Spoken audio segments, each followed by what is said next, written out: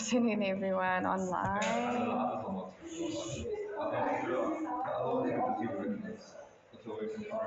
Just give me a shout if you see my screen share that everything's okay. Thank you.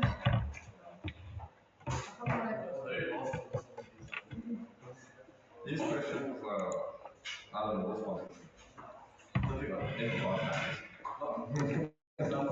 Yeah, that's one graph.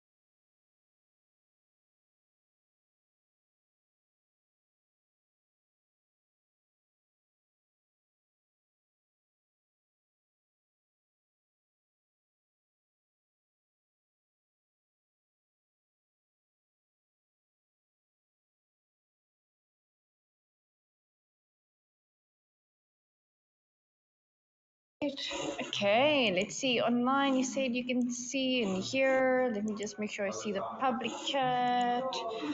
Right, good afternoon in class. Afternoon. Right, let's get started. We're doing some revision because we've covered everything we need to for now until next week. So we're doing some revision, a little bit here and a little bit there, everywhere. But I'm going to start, before we go to freshman diet, I'm going to start with a graphical one.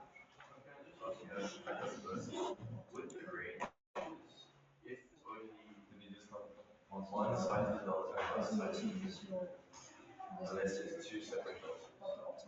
What do you mean? So if your T1 and your S1 are both have deltas, and there's a range between that. Could be, yeah. But otherwise, it's infinity if there's only one. Yeah, so if you only had literally the one side, yes, yes. Yes. Okay, so welcome back to freshman. I just decided that I want to do Farmer Brown with the graphical just as a recap. Because I think most of you forgot about graphical. It's been a while there, graphical. So let's do that one. Obviously, you can make your notes, but I'm not expecting you to redraw the whole thing. Just look and make your notes based on what you need to go check. Okay. So let me just open the slide for the question there. So this is Farmer Brown.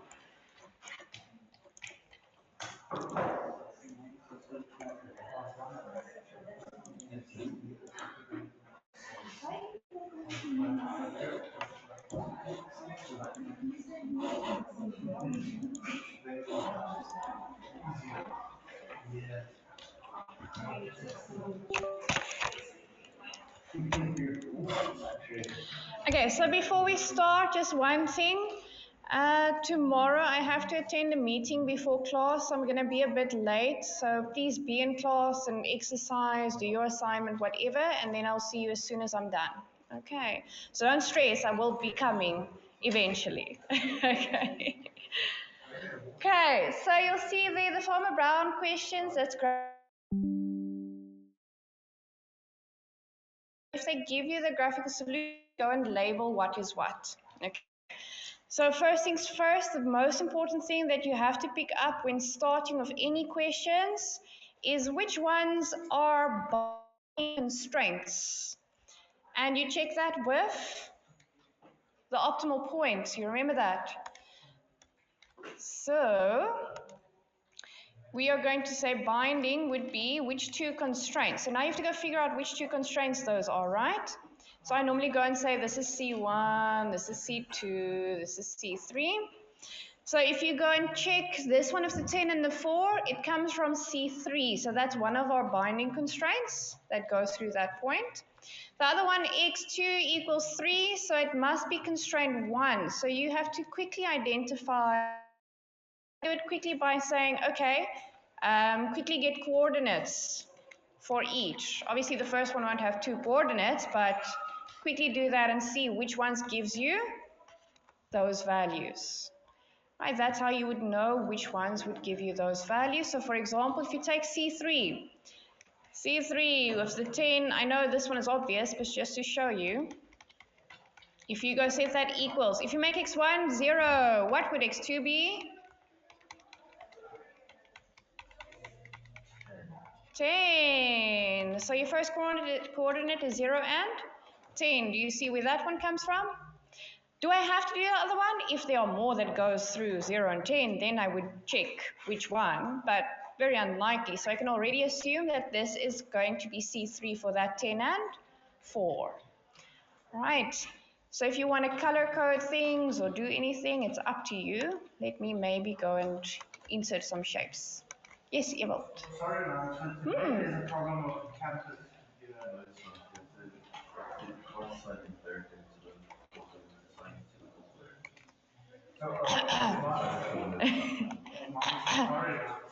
It's okay. It's okay. Thank you, Ethan. At least you guys are helping each other. Oh, really? Dominique, it depends on how far we go. I mean, you guys probably want as much as possible revision, so we'll see. Let me just go and work with colors. So my blue one is going to be C3 there, so that I can know that this is C3. It's just easier to color code things when we move the lines. C1, well, let's go with another color there. Sorry, I'm just making life easier for myself. Whatever you do to make life easier, go for it. Remember, I told you to try and use decimals and see how you can do that fast. Remember, you don't have x1 and x2, you've got x and y, right? But you have to keep track. I know you can't help us directly with the assignment, but question 9 and 10 are about using delta simultaneously with two different things. So is that shadow pricing or is that something different? Just literally multi-ranges simultaneously. Two at the same time. And then use delta 1 and delta 2 and then show where. Could be, I can't answer that. That's as far as I go. After that, well. Ah. Okay, let's see. The more the better, right? Okay, so why am I not color coding constraint 3? Because it's non-binding, but if we want to calculate that, we can also color that later. All right, but I'm focusing on that blue one and the orange one because they go through the optimal point, telling me they're binding, so the change is going to be very dramatic for those. Okay, now we have to read the questions to see, but what is it that they want? So question 3 there, find the range. Okay, I can just say how much can it increase or decrease. That means also find the range. Range is how much can it increase or decrease. What do we want to check how much it can increase or decrease? Revenue for wheat. So I have to go figure out, but where is revenue in terms of my LP? And where is wheat? Ethan? X1 is wheat, right? But where do I get revenue? So go there, and there, and there. You get the drift. So this is the government requirement. This is the amount of acres requirement. This is our labor requirement. I highly doubt that my revenue is in one of those. So I guess it's here. Now I go back to my scenario and make sure that they talk about revenue there. It's very likely if you're maximizing that that's going to be right. So check there, they talk about, they want to determine this, wheat can be sold by this amount, and corn by this amount, and then it's in terms of bushels, so you have to multiply it with the number of bushels to get it in terms of, remember, because we want acres.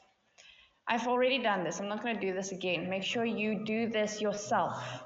But all we did was for wheat, it is 4 rand a bushel, but you need 25 bushels before it becomes an acre. So I times it with 25. That gives me a revenue of, oh, do you see where I'm looking?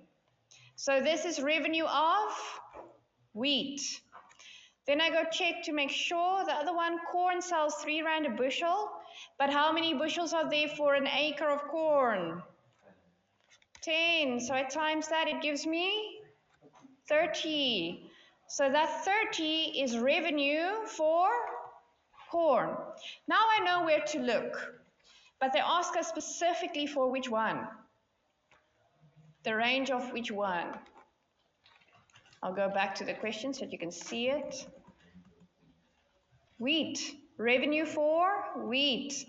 Revenue, so here, and specifically for wheat, we're looking at A. If it was revenue for corn, we'll look at calculating B.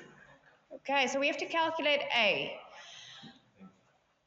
Now, first things first, we have to have a binding constraints coefficient. So if you were to calculate A, I'm going to erase and write and erase and write. Why do I use this? This. Where is that applicable, that formula? When you try to find the range, Mm-hmm. maybe it's the value of C. Awesome. So this is specifically for the min or max, whatever objective values you're working with. So the range of your objective function, use AB equals CD. AB is coming from objective, CD comes from binding constraints. All right. Which one do I want to calculate? A. So A stays A. But the other one I'm not going to calculate, so the value is whatever the value is. Because that's not the range I'm calculating. I'm not calculating the range for 30. 30 is just 30. Don't care that it's going to change yet. I'm changing A, checking how much it can go up or down. So it's going to be A and 30. And then I have to insert coefficients of my binding constraints. So I told you C1 and C3 were binding constraints. So what will the coefficients for C1 be? 1, but what for x1? What do you put for x1? Yes, online?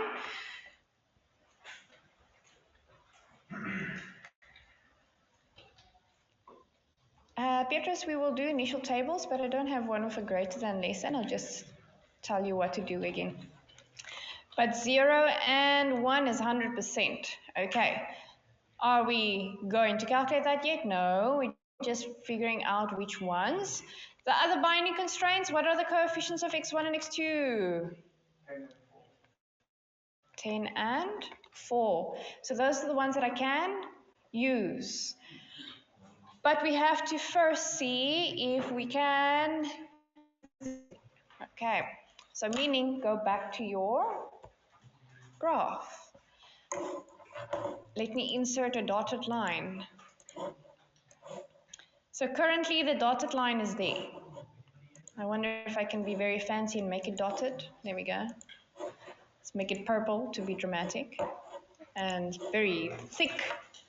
There we go. You can see it, right? That's our objective function line, our ISO line. How can this line move? Does it move parallel or do you change the gradient? Online, what do you say? In class, correct. Online, gradient or parallel? You have a 50-50 shot here, hey. Oh, okay, no, not gradient. So how I remember that is, that's why I'm like, oh. How I remember that usually is if you work with your objective function, getting the actual line, you can use the gradient to draw that line in the first place. You can use a gradient for all of them, but that's usually where people use the gradient function. Right, so what does that mean? How can I change this line? By moving it in terms of, do you see what I'm doing? I'm changing the gradient as long as it still goes through the optimal point. Okay. Now this one's a bit tricky though. So let me just, please don't go like this. Okay. So I taught you that if you're working out x1, you look at x2. If you're working out x2, you look at x1. So if I shift it like this, is it going to be on x2? It's in the air, so you think of shifting it upwards in terms of it's still going through the x2 axis. Yes, my cursor can't go there, but it's going up on the x2 axis if I'm looking at x2. Or down, keeping the point going through the optimal. If I look at x1, it can go left, still going through x1. Hey, I'm not going to go like this.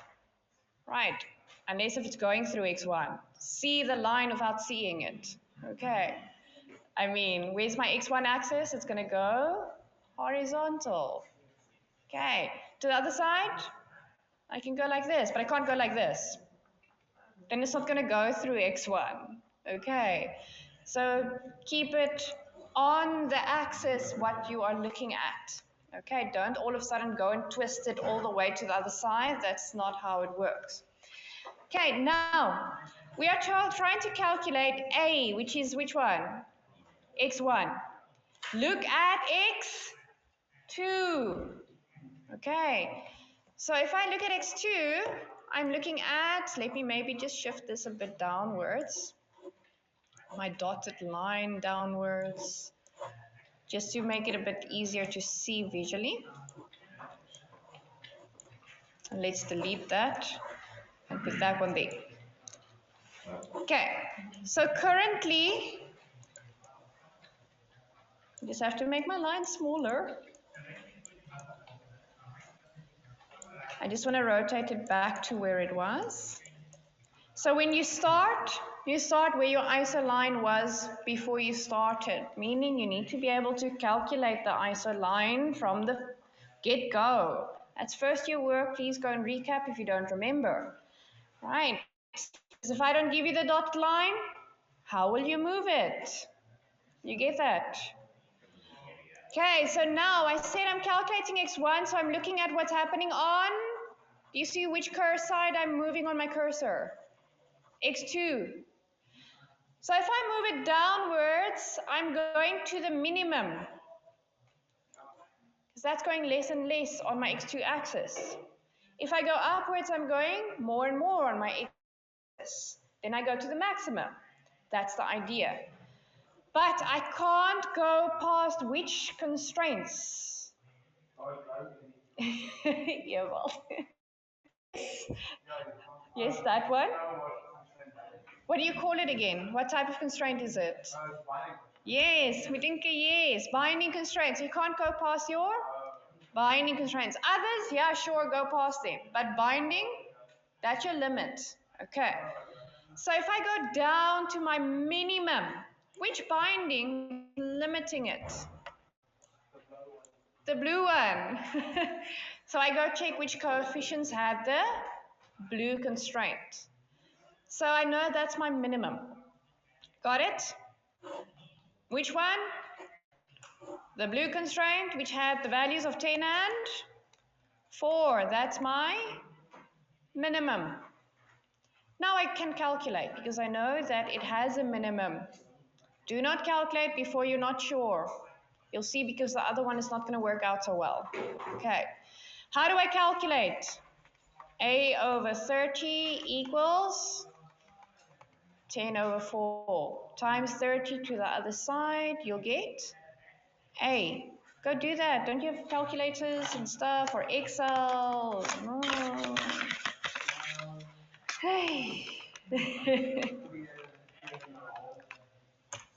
Let's see, Ewald.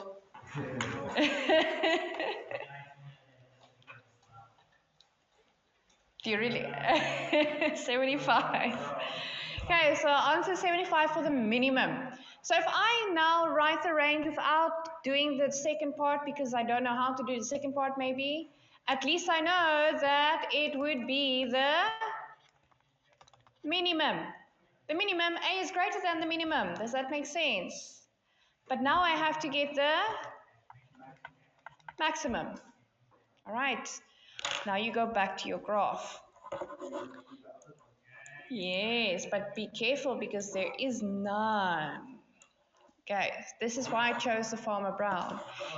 If I go down, it's going to get to that constraint, right? That's binding. But if I move upwards,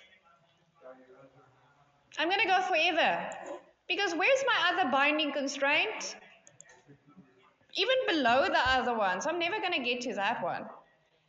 My tip to you was, if your isoline is between your binding constraints, you'll have a min and a max. But if there's only one side, something's going to be infinity. Okay. So which one is infinity? The max, because I go up and up and up and up and up and up. I'm calculating x1, but I'm looking at x. Trying to be dramatic. Which x? x2's axis, right? Because that's what you would have made the subject to get the gradient for x1. So you're going up and up, there's no limit. Guys, there could have been other constraints. Which constraints matter? Only binding constraints. So if there was a different constraint, I don't care. I go past it. But if it's a binding constraint, I can't go past it. Then I'm going to change my optimal solution. So what do I write? Do I even calculate that? Do I calculate for the max? No, I'm not even going to use this. Because that constraint is not at the max. So why do you want to calculate that? It's not there. Okay, so you won't even use it. So the max is just immediately infinity. If I was greater than, it would be negative infinity. If it's less than, it's positive infinity, because you're going up and up forever. So it's positive, going up and up and up more and more. Okay, Range, done for A. Is that delta though? How do we get delta online? Let me see if you're still alive. How do we get delta?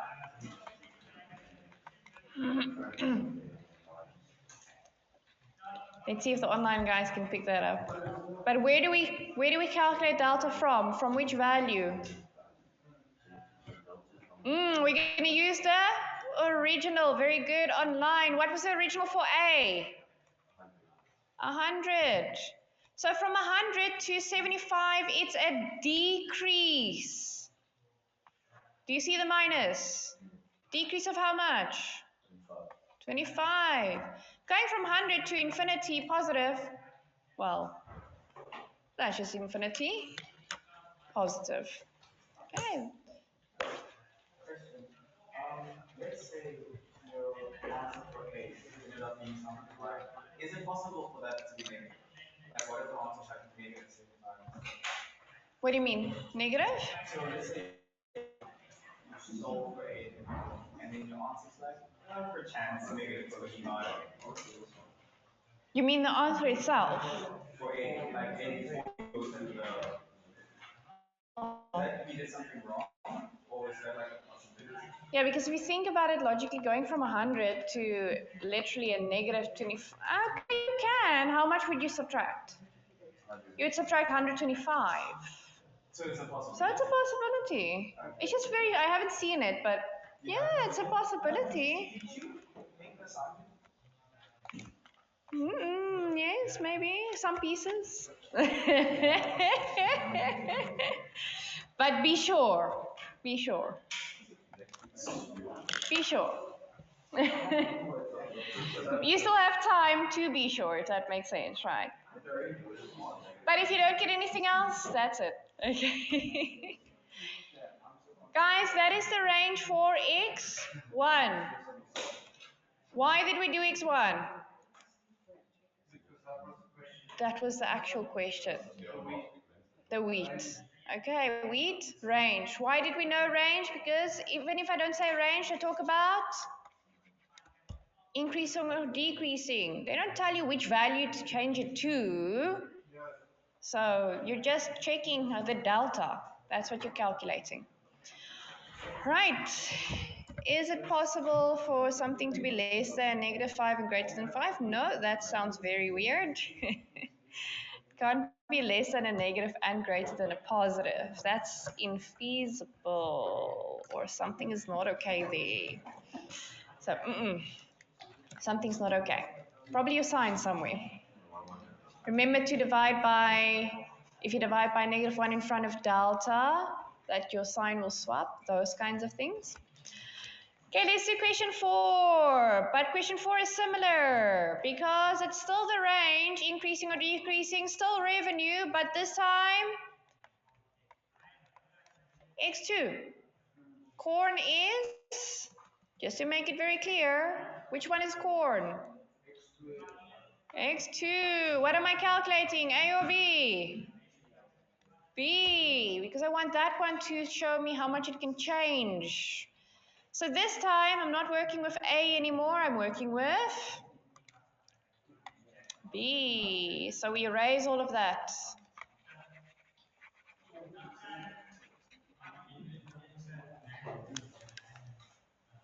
Should probably erase the top.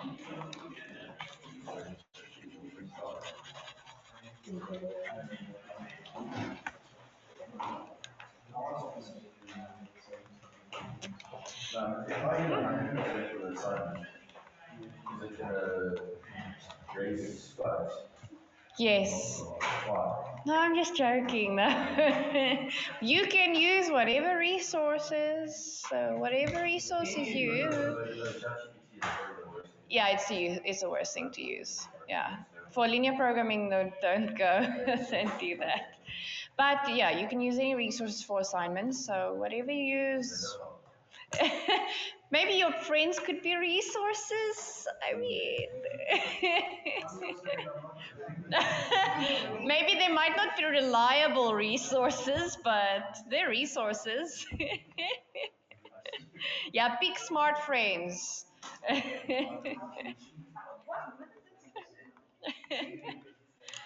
Guys, so we calculate. Now when I go graphically, I'm moving, I'm trying to calculate which one? X2. I want to calculate x2, so I'm just going to put it back where it was. So let me just decrease that line there so that I can do that. Okay, so now it's where it was. I am trying to calculate the range of x2. Where am I going to look? On x1. This is for your objective function, right? Please don't do the same as constraints. It does not even move the same. Okay, but I'm trying to calculate x2, so I look at x1. So I'm going to move it there. But as long as I keep it as I rotate it, let me just do that. I keep it at the optimal point. I just don't have a way to rotate it nicely. Now, if I go and I look at x1, who can tell me how far will I go less? Less is to the left. I mean, you're on x1. Going to the left goes less. You go into the negative side eventually. Does that make sense? Going to the right on x1 means going more. Okay, so if I go left, look at it moving on x1. Please do not do something like this. I told you already, but why am I not doing that? Because it doesn't go, unless if you go all the way there. But it's not going to all of a sudden go like this, because will that go through the x-axis then? x1. No. You can't draw a horizontal line and say it's going to go through x1 if it's on x2. Doesn't even touch. You can be creative, yeah, sure, but please don't do that in test, okay? Meaning, if I'm on x1, will a constraint that's on x2 horizontal ever be on x1? No, so I won't be able to get to that one, okay? If there was a constraint here, maybe even a straight line going like this, if it goes through x1, then yes, that's where I'm looking, okay? But when will I stop at that constraint? Only if the constraint is binding. If the constraint is non-binding, I go past it. It's not stopping your optimal range. But do I have anything stopping me now? Can I go more? Can I go more? Can I go even more? Even though it's starting to look very ugly, but I can go more and more to the left of x1 till negative infinity. So what does that mean in terms of the constraints? I don't even look at them. Why don't I use that constraint with 0 and 1? Why don't I use this constraint? Because when I rotate as far as I want, it's never going to go to x2. I'm on x1. I'm not going to go to x2. Just don't confuse it. I'm working with x2, so I'm looking at x1. If I work on x1, I look at x2. Right now I'm looking at x1, so I'm not going to be able to go all of a sudden to the axis of x2. Okay, so what does that mean? I will never touch that orange constraint. So will I use it when I do calculations? Please, no. Right. The other one, yes, we don't know what yet where, but no for that one. Okay. Now for B, greater than or equals to and less than or equals to. We know that it's going to go negative, negative x1, negative, negative, until we don't know. Why? Because I can be drawing that line for the rest of my, hopefully, long life. But if I go and rotate it to the right, Who can tell me if there's a limit? I'm now rotating one to the right because I'm increasing it. Do you see how I rotate? Got it? Through the optimal point. I'm increasing on x1. But look at x1. Remember, you're moving on x1, right? Moving on x1. Why am I stopping? I just have to make it very nice, eh? Okay. Why am I stopping there? Because, Ethan, you said it's a binding constraint. You can't go past a binding constraint. Others? Sure. Binding? No, because that's what makes my optimal solution. I'm trying to get the range for my optimal range. So I can't go past my optimal binding constraints. But which one is that? Coefficients was this one? 10 and 4. So I go to the 10 and 4 and I now can calculate that for my max. Let's calculate. So it's 100 over b equals 10 over 4. I don't like b, but we'll do it. It's going to be 100 equals 10 over 4b. And then you divide by 10 over 4 on both sides. Got that? Is it 2.5? Let's see. 100 divided by 10 over 4. Aww. It was, I want to say close, but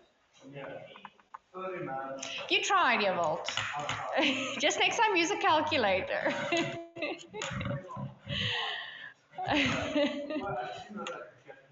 So 10 over 4 is going to be what? Like 2 point something, and then 100 divided by 2 point something? Yeah, so I divided the 4 or the 100 with the 6 sugars, and I should have times it and then So times the b to the other side, and then whatever is in front of b now, you divide on both sides. So it's literally 100 divided by 10 over 4. You've got fancy calculators, use them. Okay, if you've got Excel, you just have more work. I mean, you have to go literally and say 100 divided by 10 divided by 4 first. Same, but just long. Ethan. But it's less than that maximum. Yeah, we're mostly doing revision today. There's no new work. No new work for this week. New work next week. What was the original value? What was the original? Yes. Anyone else? What was the original? Online, yes. In class, what's the original? We're definitely done with this one, so it must be that one. But they asked me to calculate corn, so why am I looking anywhere else? So the original 30, going from 30 to 40, what is the change? Delta is the change. Is it decreasing, increasing? Original, remember that's OG. From 30 to 40, what do? I increase. By how much? 10. You don't need a calculator for that, eh? Jamil. You have to check. Yeah, I get that. On the other side, infinity just stays infinity. And we calculated our range. If you want to go and do math prelims to double check your answers, nobody's stopping you. It's just please don't do that while you still have a lot of questions to fill in. Do that when you have time left. If you have time left, okay? Obviously in a test you should be answering as quick as possible. So make a flag or something to say, I want to come test this later if I have time. But don't sit and test while you are left with 10 other questions. Then you're wasting time for other stuff that could have been correct. Okay, please. Let's get to the constraint questions. Question 5. Let's see.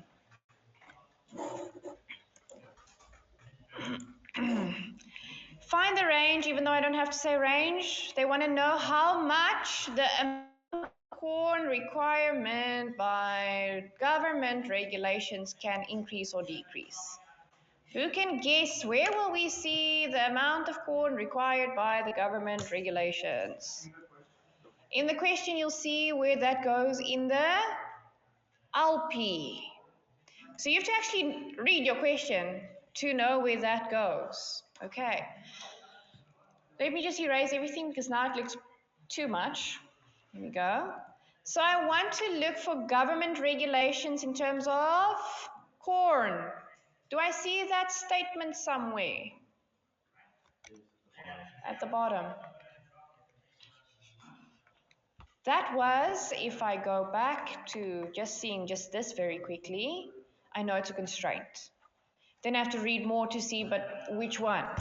It was 30 bushels, yet my stuff was about acres, so I had to first make it acres by checking how many bushels are there in corn, sorry. But in short, I look for 3 because nothing else is a 3, so why push myself? Okay. But which constraint is that? C1. So that's the one that they want to figure out what you can do with it in terms of increasing or decreasing. Now the tricky part about which is actually quite nice because you don't have to stress about other coefficients, is you are only able to calculate the right hand side. You've never learned how to calculate those. So please don't try and randomly make up stuff. Okay, you've never done that. But in short, what did they say? The actual amount of corn, which is literally the amount of corn that is allowed by government regulations. That is what that 3 represents if you read the scenario. Okay, so you have to understand what it is that you are trying to find. And then you put a delta. That's your first step. Let me make it red to be dramatic, hey? There we go. What plus delta? 3. Okay, so the constraint of x2, it's going to be equals to 3 plus delta. Okay. Why? Because that's the change I want to calculate. That's if you want to work with delta. We've got other ways, using your graph. So now I'm going to take you back to using your graph to know which constraints to work with to figure out whether it's min or shadow prices where you do substitution and what. Okay, we're going to use our graph the way that you were taught. So which constraint are we looking at? The 3. Where's that? Literally the orange. Okay. That's the one I want to know how far I can move it. Can it increase or decrease? If I increase this, where will I go? Up or down?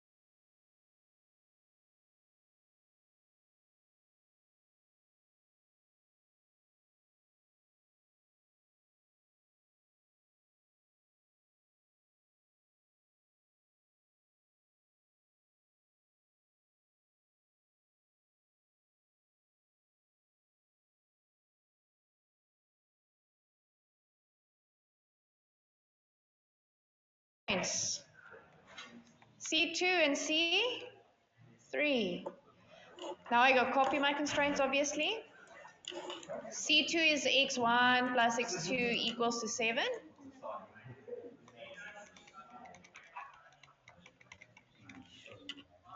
Constraint 3, 10, 4, and 40. Let me just do that so that you can see. 10 plus 4 equals 40. Now you can do whatever you want. Substitution or elimination. Okay. I tend to do elimination. I find it easier, but it's up to you. So I'm going to cancel out x1. How do I cancel out x1? I make the coefficient the same. So I'm going to times by 10 to make them the same. But what I do for the one, just like with all your other topics that you've been doing in goal programming, mathematical sensitivity, what you do for the one? For the whole row. You've been doing stuff for the whole row, adding constraints, the whole row, right? Can't just multiply to the one thing. So I have to multiply throughout. Now we go and say, okay, what's C2 now? 10 and 70, yes. Should I add or subtract to get rid of x1? Subtract, because they have to cancel out, right? 10 minus 10, gone. 10 minus 4, 6. 70 minus 40. You happy? What is x2? Do I now know at least one of them? Yes? I know one part of it. How do I get x1? Sub anywhere, right? Just not in C1, which I don't use at the moment, right? Okay, but substitute into any of those. Well, even the bottom ones would be fine, technically. Okay, so let's take it into C2. So let's say into C2. So we go and say x1 plus 5 equals 7. What is x1? Take it over, it becomes minus 5. 2. Wait, no. Oops. Yeah. It just looks so weird with the graph. That's a 4. Okay, so it makes sense. I was thinking like that's already a 10 or something. I'm like 2 here? Okay, yeah, it's okay. It's just very weirdly drawn. 2 makes sense. The other one was 5. So our coordinate is 2 and 5. Meaning I can move this constraint that I want to move. Let me just delete that arrow to a space. I can actually move it to that point. So substitute that point into the constraint that you're moving. Okay, so now I go, which constraint was that orange one? Right? That constraint, 1. So I go back and I say constraint 1. So where it's x2 equals to 3, I substitute my point of 2 and 5. Do I need both? No. If you picked that up beforehand, then you wouldn't even have calculated both. Do you get what I'm saying? Which one do I need?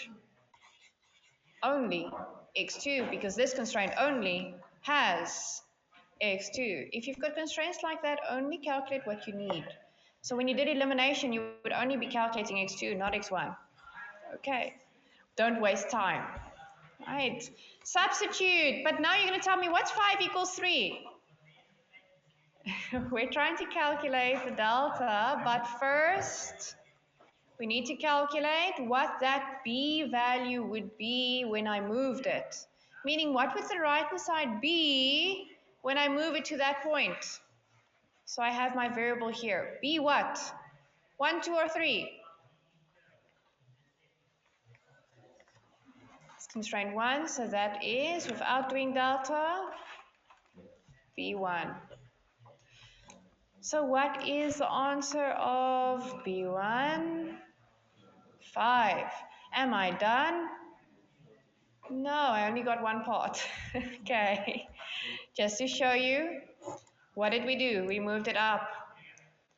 Did we find the min or the max? Max, because moving up is max. So we now found the max. So if I draw B1, will it be less than or equals to or greater than or equals to 5? If this is the max.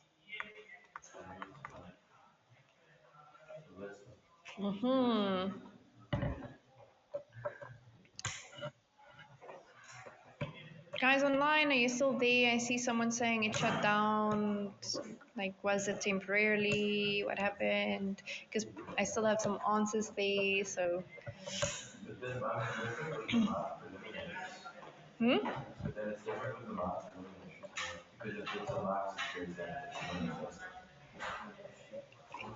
That's for pivoting purposes. So when it's a C value, you're checking what would you have pivoted. So you're trying to keep it optimal, so whatever it is, if it's optimal, then that's fine. Okay. All right. Only for 2 minutes. Okay, thank goodness. All right. So all I said was, just to make it very clear, we are calculating B1 because we're trying to see how much that right-hand side value can increase or decrease. So I said it's equals to B1.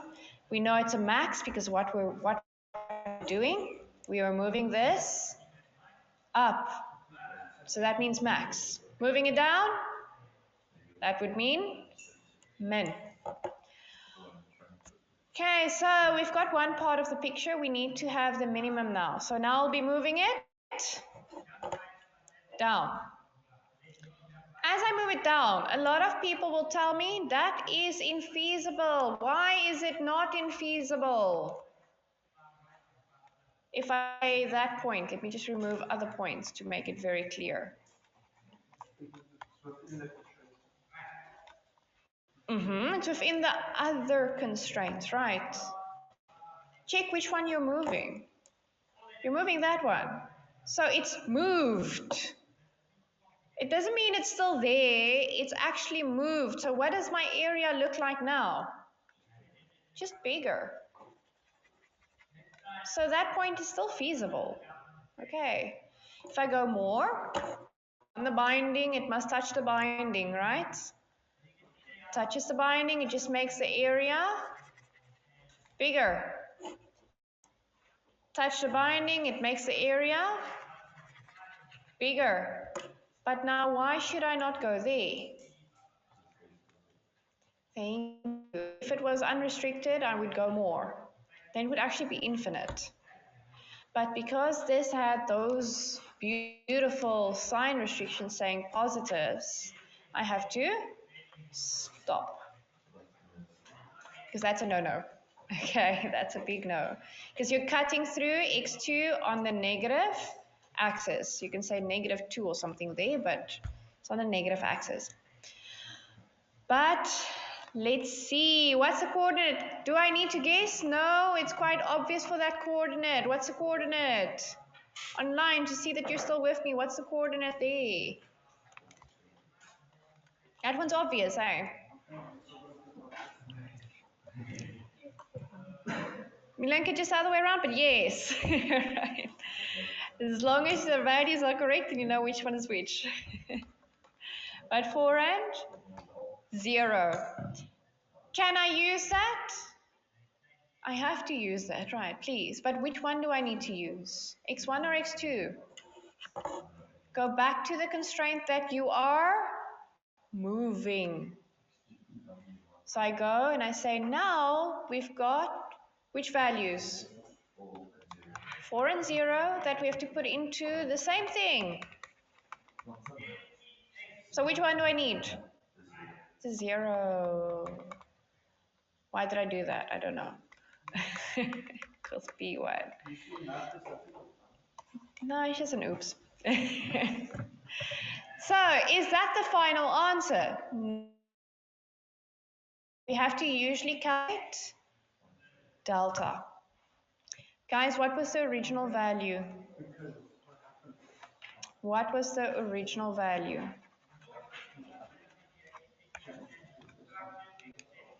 Of constraint 1's right-hand side. What's the original value, guys? Original. What was the original value of B1? What's B1? Specific lowercase b, you know what's lowercase b. Lowercase b is the right-hand side values. B1 is which one?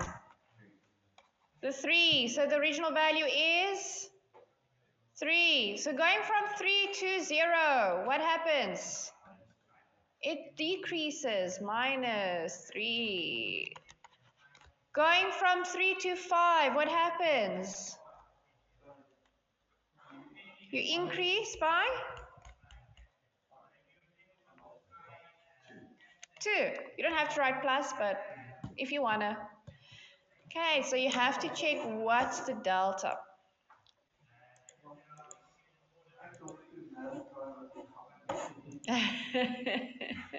No, I'm not trying to catch you out. All right. No catching you out today. I'm trying to help you today.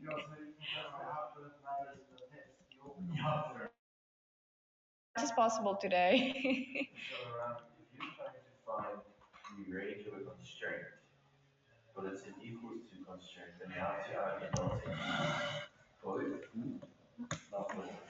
So guys, Ethan has a good question. I can answer that because it applies. So if you had, let's say you're doing math sensitivity, or even graphical, but graphical I doubt that you'll go that far, but you'll have like a B1 and a B1, basically. But graphically, do you ever do less than and greater than? No, because that's just for simplex. Okay, so technically in graphical, there will only be one of them. Equals. There's no issue. But in dual simplex, what do we normally do? 2 constraints, right? One less than, one greater than. But if you have to calculate the B value of a delta there, you're going to have it on both. Because same constraint. And the range is the same. It's going to come from the same thing. Okay, so you're not going to do separate things. You can do them all in one. Okay. So this is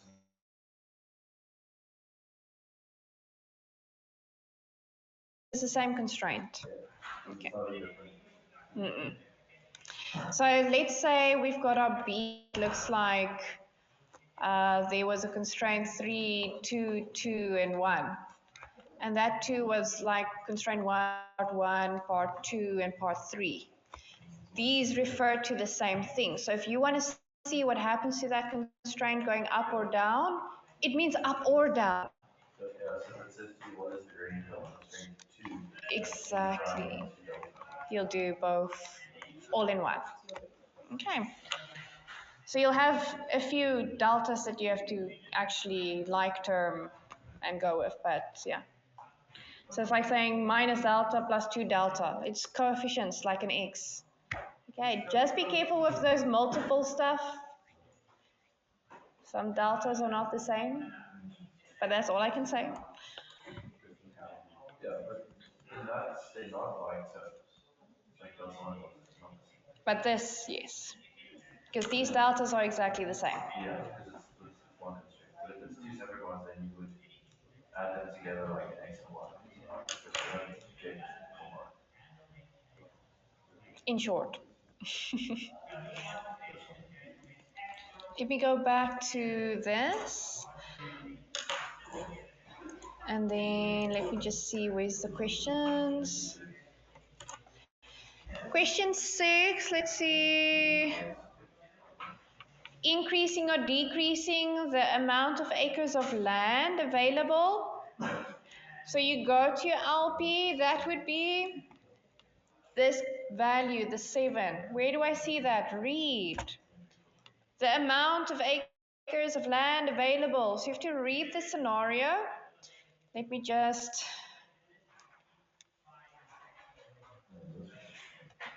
do this. My eyes are either tired or it was not copied. 10 for all wheat, 40 hours. Oh, it was written in words. There we go. So 7 acres of land available. That means I'm looking at the 7. Which B is that? Which B am I calculating? B2. But I have to go check on my graph, which one am I moving? Okay, so that's where we start now again. So which one am I moving? Let's delete some stuff here. I'm putting my constraints where they were. So now it's back to where it was.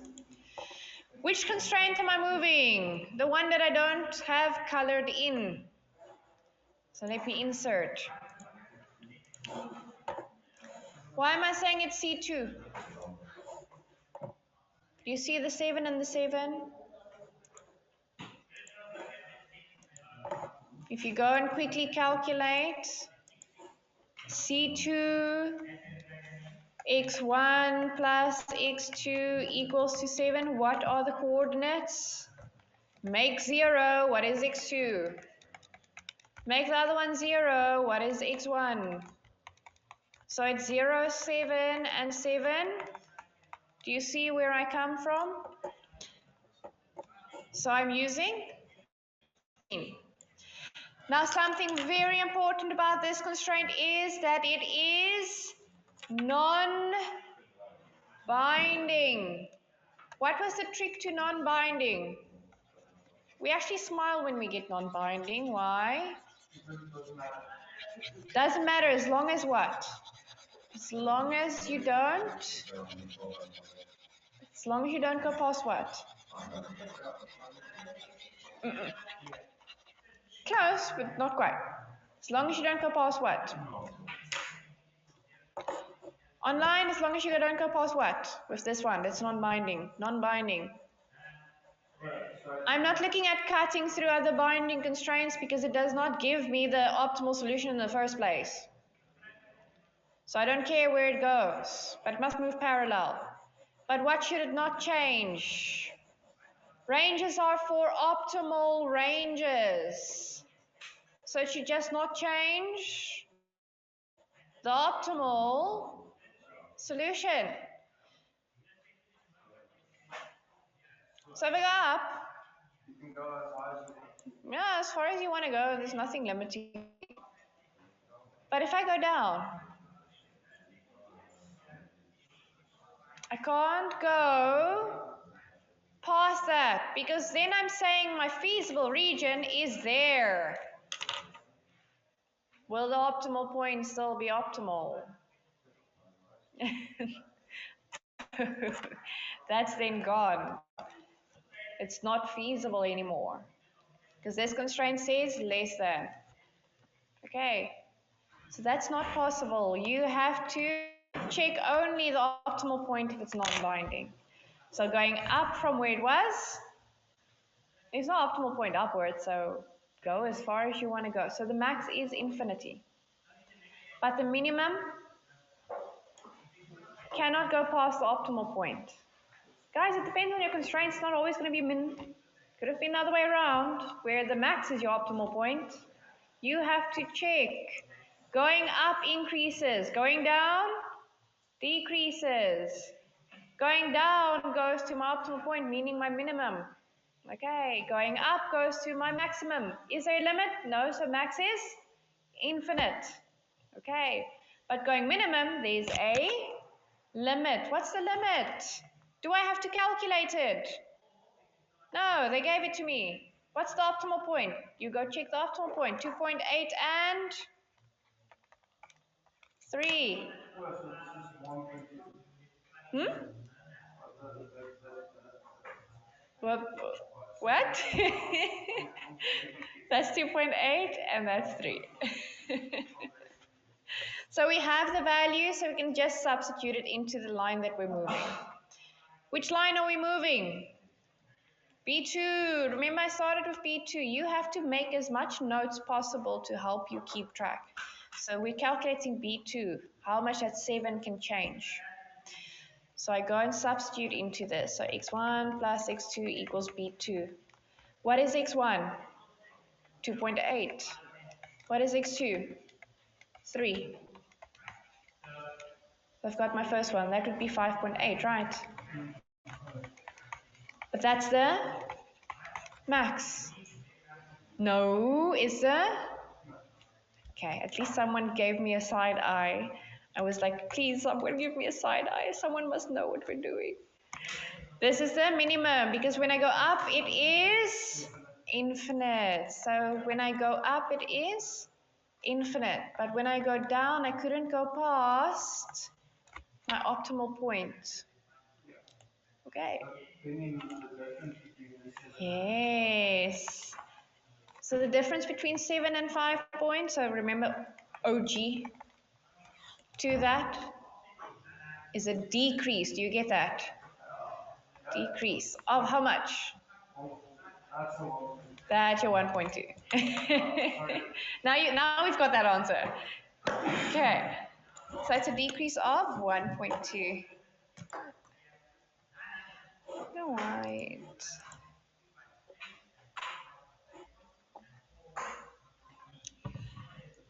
I see people asking, are we doing revision again tomorrow? Yes, revision, but not the same stuff. I'm not going to do the same work tomorrow. Yeah, we'll do a goal program tomorrow. We're going to do a goal programming tomorrow.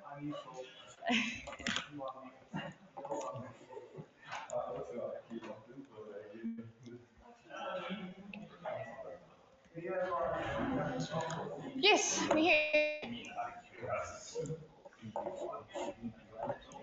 Hmm? Duality. We did shadow prices, we just didn't do duality. No, that's for next week.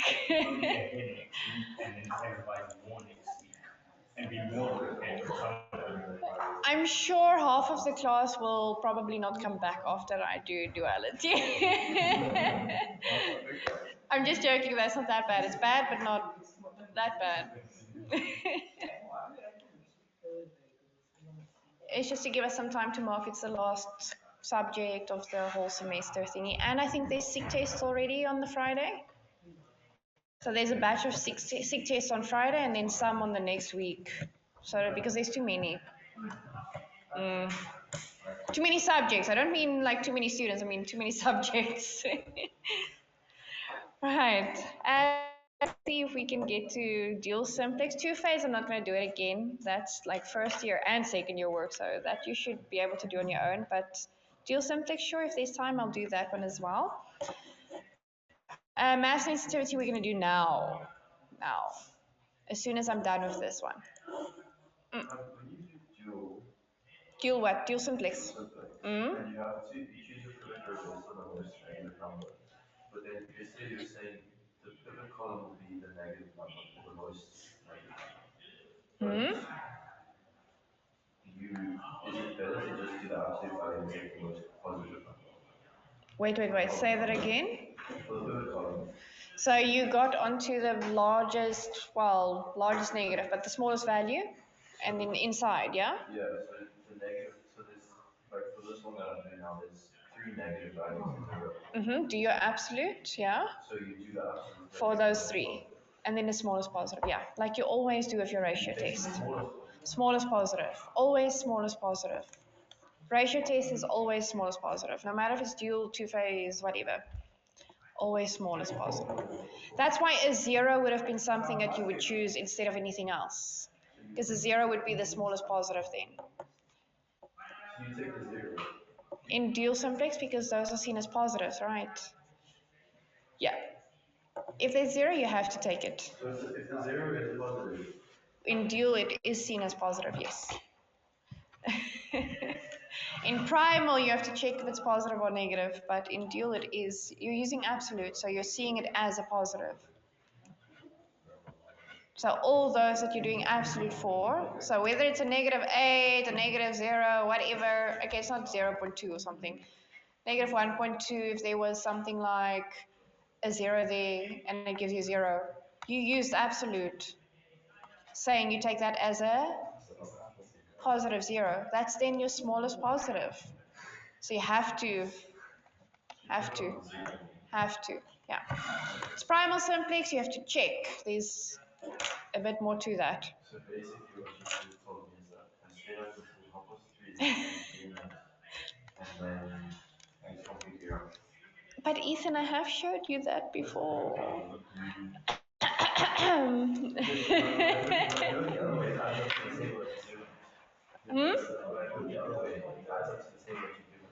But the other one would also, you'll just be less inefficient. It would be, but it's not always. Sometimes you don't even get the optimal solution.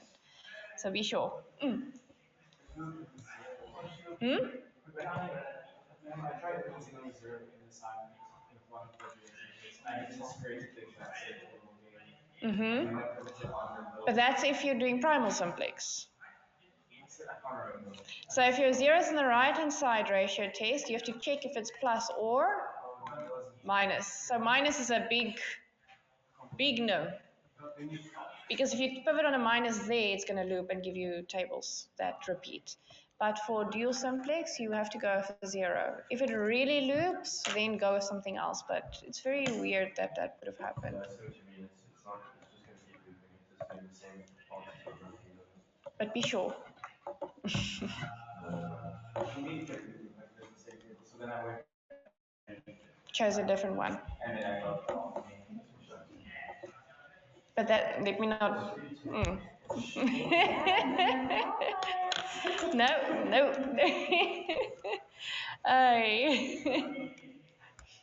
Okay, guys, this one's done. The next one is just labor. I'm not going to do that one. I'm just going to show you how the line moves and what you need to calculate because it's a binding constraint. We've done a binding constraint. Okay. So how do I know labor hours? Which one? I go read the scenario and I'll see the 40 is the amount of labor hours, the total amount. It's not labor hours for wheat or labor hours for corn. They're not asking that. They're just asking the range of labor hours, which means total. Okay. B, 3. All right, that's what I want to calculate. So I go back to my graphical solution. I say, but which constraint is that? This one, the blue one. If I move it down, I'm going to the minimum. I'm decreasing. But where should I look? This is a binding constraint. Where should I look? Where it cuts the other binding constraint. Why is this okay? Because I'm just decreasing the area. But it's not going past other constraints that makes it infeasible. It should just not be infeasible. So I can decrease the area. It's just going to now look at this, but it's still the two binding constraints that's moving. Okay. But if I go here, negative, let's say 4 or something for x1, That's a problem. Depends if you times to negative, you get a positive. That's true. Yeah, Volk. So I can't go past that point. Okay. Down till 7, what do you mean? Oh, you mean like don't go past that? If your optimal point was here, that would have made sense. So, Gideon, if your optimal point was there and you were moving, you would be moving it from that point. So then it would have been the 7. But because our optimal point is the bottom one, we're moving it from these points. So from that point, you're moving it down on top of the other binding constraint, because it's the orange and the blue ones that are binding. So you're looking at orange and blue, not the orange and green. Okay, I hope that helps a bit. So you're looking at the blue and the orange there, and then you go down, down, down, down, down, down, down. You're looking at them, and you stop there. So that coordinate is easy to see. That is simply a 0 and a 3. So you can obviously use that substitute into the line that you are moving. So go back to the 10 and the 7 constraint and substitute it there. If I move it up,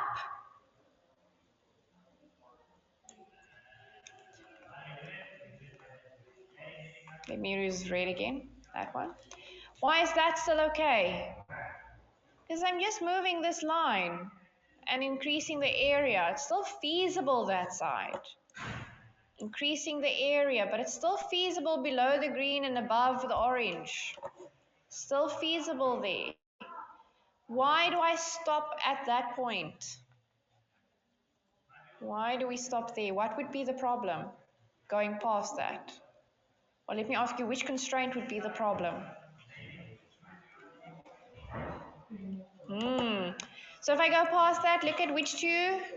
So it's going to cut there. So which constraint is saying no? C2, yes, very good. Okay, because then it's going to go past C2, which is saying it's infeasible on that side. So my last point would be that point. Can I guess? Please don't. So please don't guess. Take C2, and the other one is, so please put back your constraint. It's not the one that you're moving, right? You put it back. The constraints that are at that point, it's C2 and C3, so you go do simultaneous equations for those to get the coordinate. Once you have the coordinate, you put it back into the one that you're moving to get the answer. Ethan? I think we are. When we with dual simplex, if we do the pivot row, with the pivot column, you do the absolute, you do the equals absolute 0 divided by the pivot row. Only if they're negative. But you take the most positive absolute value because that is the most negative, that is the smallest. That's what it says on the slide. It says if there's more than one negative value on the right hand side column of the constraint, you will choose the smallest value, which is the smallest negative. On the right hand side. Yes, and then but for the column, it's the largest absolute value. Because the largest absolute value is the most negative number. Because if you were to take away the absolute and say, if it's 30 divided by negative 1, it's negative 30, which is the smallest. Maybe go see, but no. Ratio test is always smallest positive. Always smallest positive. But that sounds strange. Maybe the wording was a bit different. Let's see. That's dual simplex.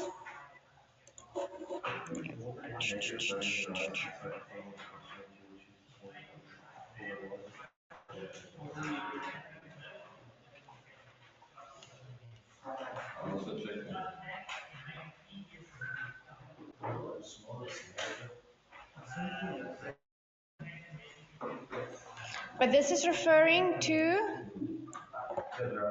so this is not referring to absolute at the bottom, it's just referring to you to understand why do we say largest.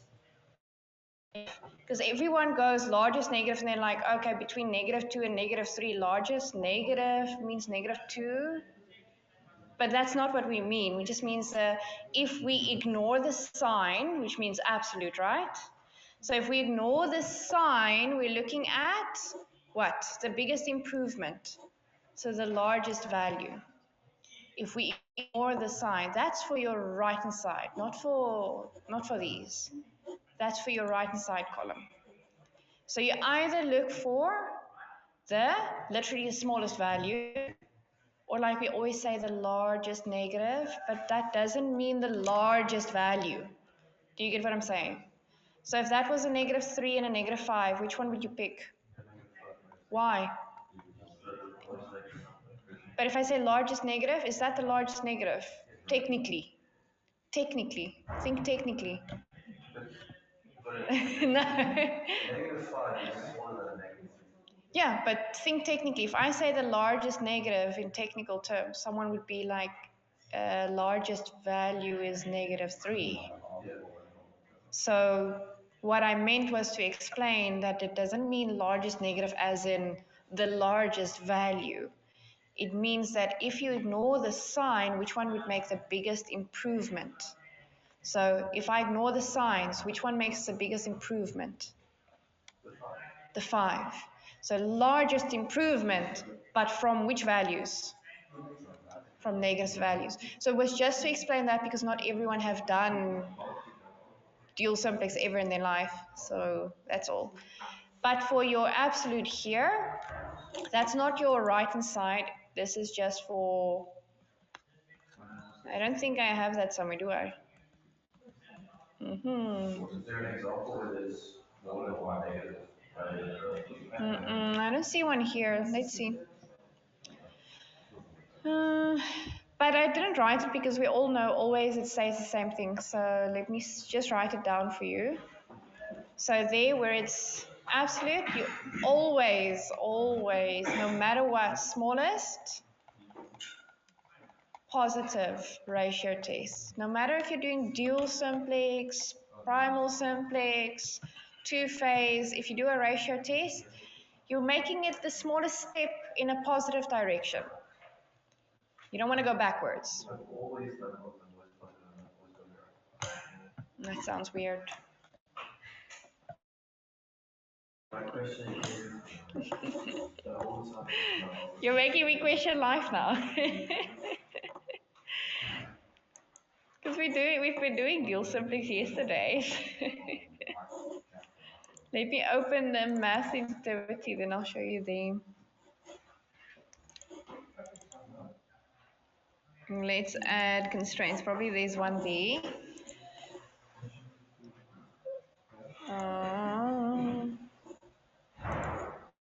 That one. No, that one only has one. Sorry. That one is only one. Wait. This one we changed it to a 0. Oh, there, and then. And if you go to the worked example, It's only that one. in dual simplex, Which one? the 15. Okay, no, I don't know where that is. Like, Worked example 015. I don't have the same stuff as you. Do you know the name of the LP? But I can open random exercises and show you. Freshman's diet. Let me see. I actually have it open. So they're negative. Then you've got these options, right? So let me just make them numbers. Smallest positive. Smallest.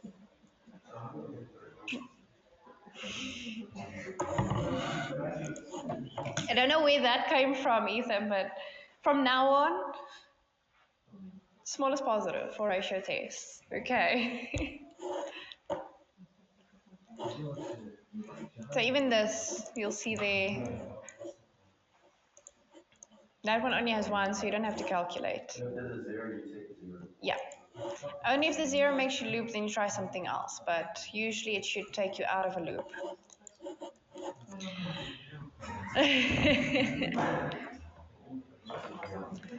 And In dual simplex, it depends on which phase you are in. Remember, phase 1 is dual, phase 2 is primal simplex, guys.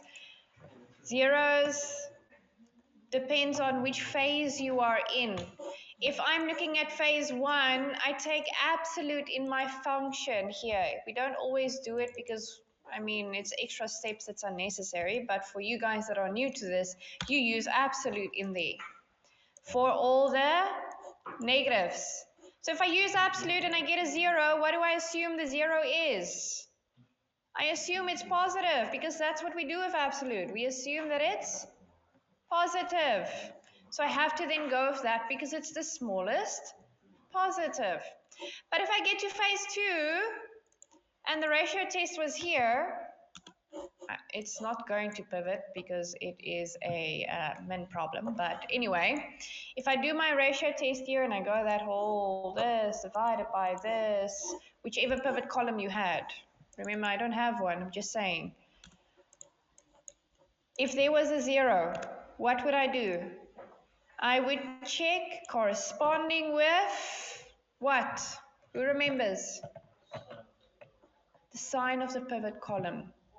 So if this was my pivot column, it's not, I'm just saying if it was, and I check where the 0 corresponds, is that a positive? Yes, so pivot on the 0, it's the smallest positive.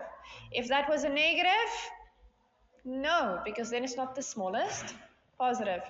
So it depends on which phase you are in. So don't tell me, oh, dual simplex pivot on zeros. No, that's not what I mean. Phase 1 is dual, phase 2 is primal simplex. Okay, so please be careful for that. Otherwise, it's not going to work out for some examples. Right. Yeah, I need one more than you, I think. Okay, let's take a break, see a quarter past, and then we'll do math sensitivity.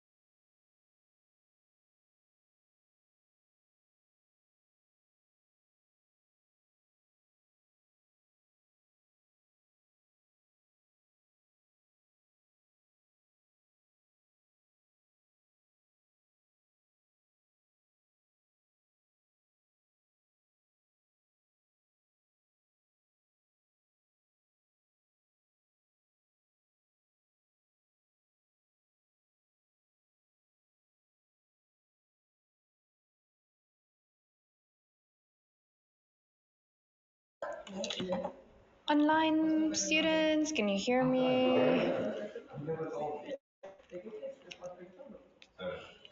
Awesome. Okay, I'm just gonna close. Let me close this. Farmer Brown, out of the way. Should not be saving slides, but yeah, we just have to remember next year to update them. Let me see, graphical, no. Okay, so make sure you've got freshman diet. Freshman diet. So you'll see I've got a sheet there for my initial table and a sheet for my optimal. Optimal was given, so I'm literally copying the optimal table, but please make sure you practice on your own to get that optimal table so that you have some exercises.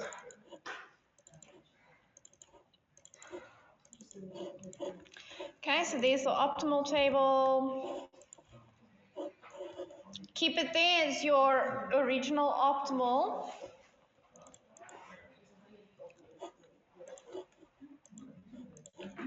And then initial we'll quickly do together again. So I'm going to do my initial from dual simplex to show you the differences again. So let me go.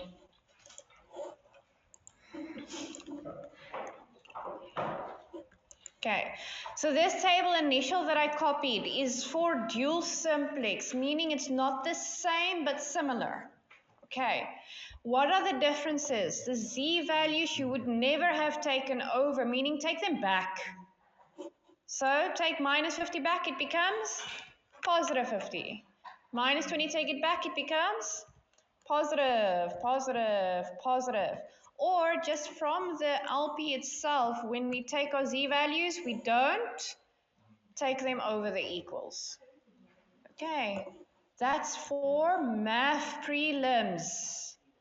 Okay, for dual simplex, you have to take them over. Okay, otherwise you'll get negative z values somewhere and you're like, what's this? Yeah, like what? What else is different? The e's. Right, so there where I've got an e, I wouldn't have multiplied by minus 1. So I multiply by minus 1 back. Okay, this is if I literally copy the dual simplex initial table because I have to take my e's back to multiply them. Or I can do it myself from the LP. That is a what? S or E. And we always subtract E, right? It's only if it's dual simplex that we multiply the whole constraint by minus 1. With math prelims, no. So it's going to be those values, positives, a negative E, and a positive right-hand side. Okay, meaning I'm just going to go backwards now. So it's a positive 400, a positive 200, a positive 150, a positive 500, negative E, and a positive 500, as if I never multiplied by minus 1 in math prelims. Everything. So make a note for yourself. This is your math prelims table. Okay. Same for this one. This is an E, so take it back to what it was. Just to make it very clear, I only subtract the E. So it's 3, 2, nothing, nothing. Subtract my E 2 because it's constrained 2 and 6. But if I use the initial table from dual simplex, remember dual simplex you had to multiply by minus 1. So I just multiply it again to go back. So it's going to be 3, 2, nothing, nothing, minus 1, and positive 6. So basically the e's, I multiply those constraints back because this is not for simplex, this is for math prelims.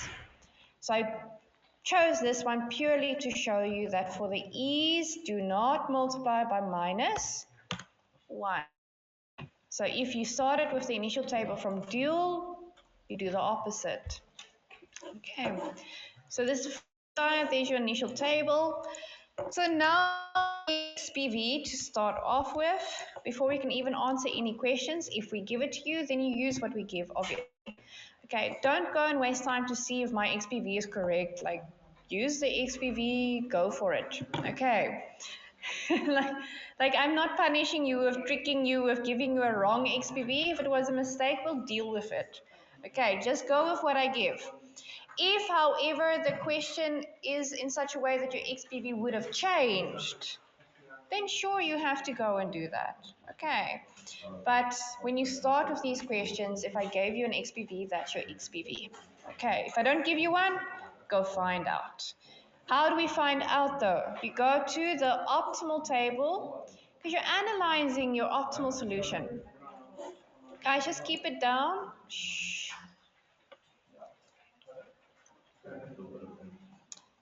Someone's just asking about the constraint. I don't have time to type anymore. So if you're adding a constraint with an excess, you can add it as non-basic and then later on make it basic. But either or, your e's that you add eventually in your constraints, they need to be basic eventually. Right, it's just usually when I showed you yesterday of adding constraints, sometimes when you do your subtraction with that conflict, it makes the e positive anyway. So there's no need of multiplying with -1 because e was positive. Why do we multiply with -1 in dual simplex? To make the e positive, a basic variable.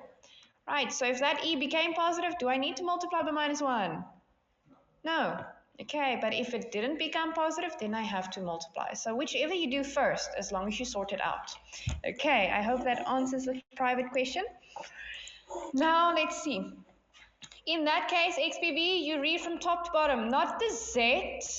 The Z does not give you basic variables. It's your constraints. So for constraint 1, what's the first basic variable? Or the only, not the first. The only basic variable that I see. Look at the 1. So which X? X2. Constraint 2, which basic variable does it correspond with? Basic variables 1, 1 and 0s, right. Can't be looking at other ones. Okay, basic variable is positive 1, 1, 1, and the rest of the values is zeros. So E1 is next. What's next?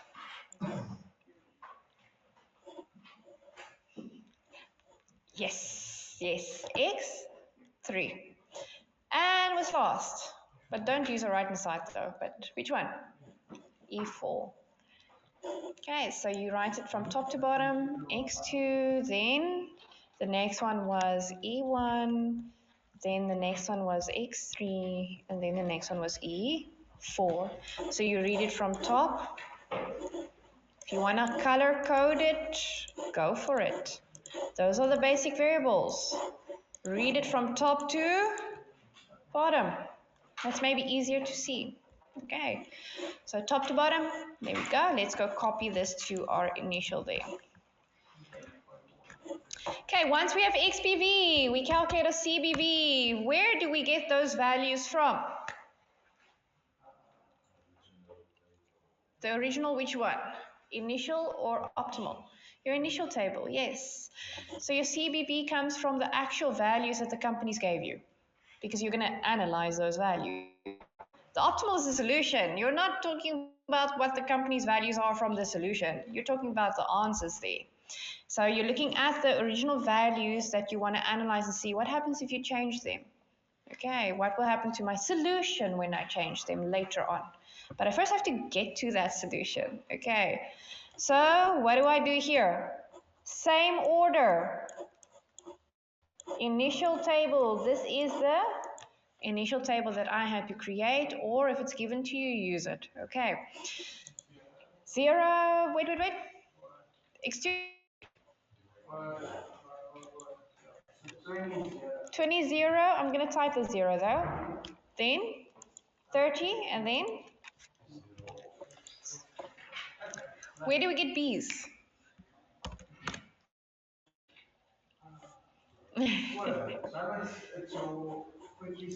Yes, I see you going off your hands, so I know those, yes. But same order, right? So X2 first, so X2's values, if you want to copy, you can. I just like selecting cells. So that's x2. Thank you, Ewald. Control Shift. Enter. Next one. Not the Z, right? Next one. Yes, and the last one. Be careful for your eyes, hey? Like, don't go that. Okay. How do we get B inverse? M inverse, but what do I select before I start? So the same size, yes. So it's a 4 by 4, so I select the 4 by 4. Inverse, this one, Control Shift, Enter. Yeah, if you've got the latest and greatest Excel, it normally does it, but the older versions, So we want to get CBV B inverse. Let me just fix that by saying B inverse.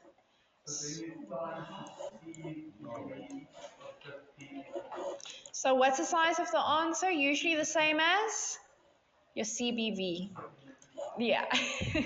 How do I know that? It is 1 by 3 and 3 by 3. The outer values tells you the size of your answer, row by column. 1 row by, in this case it's a 4 by 4.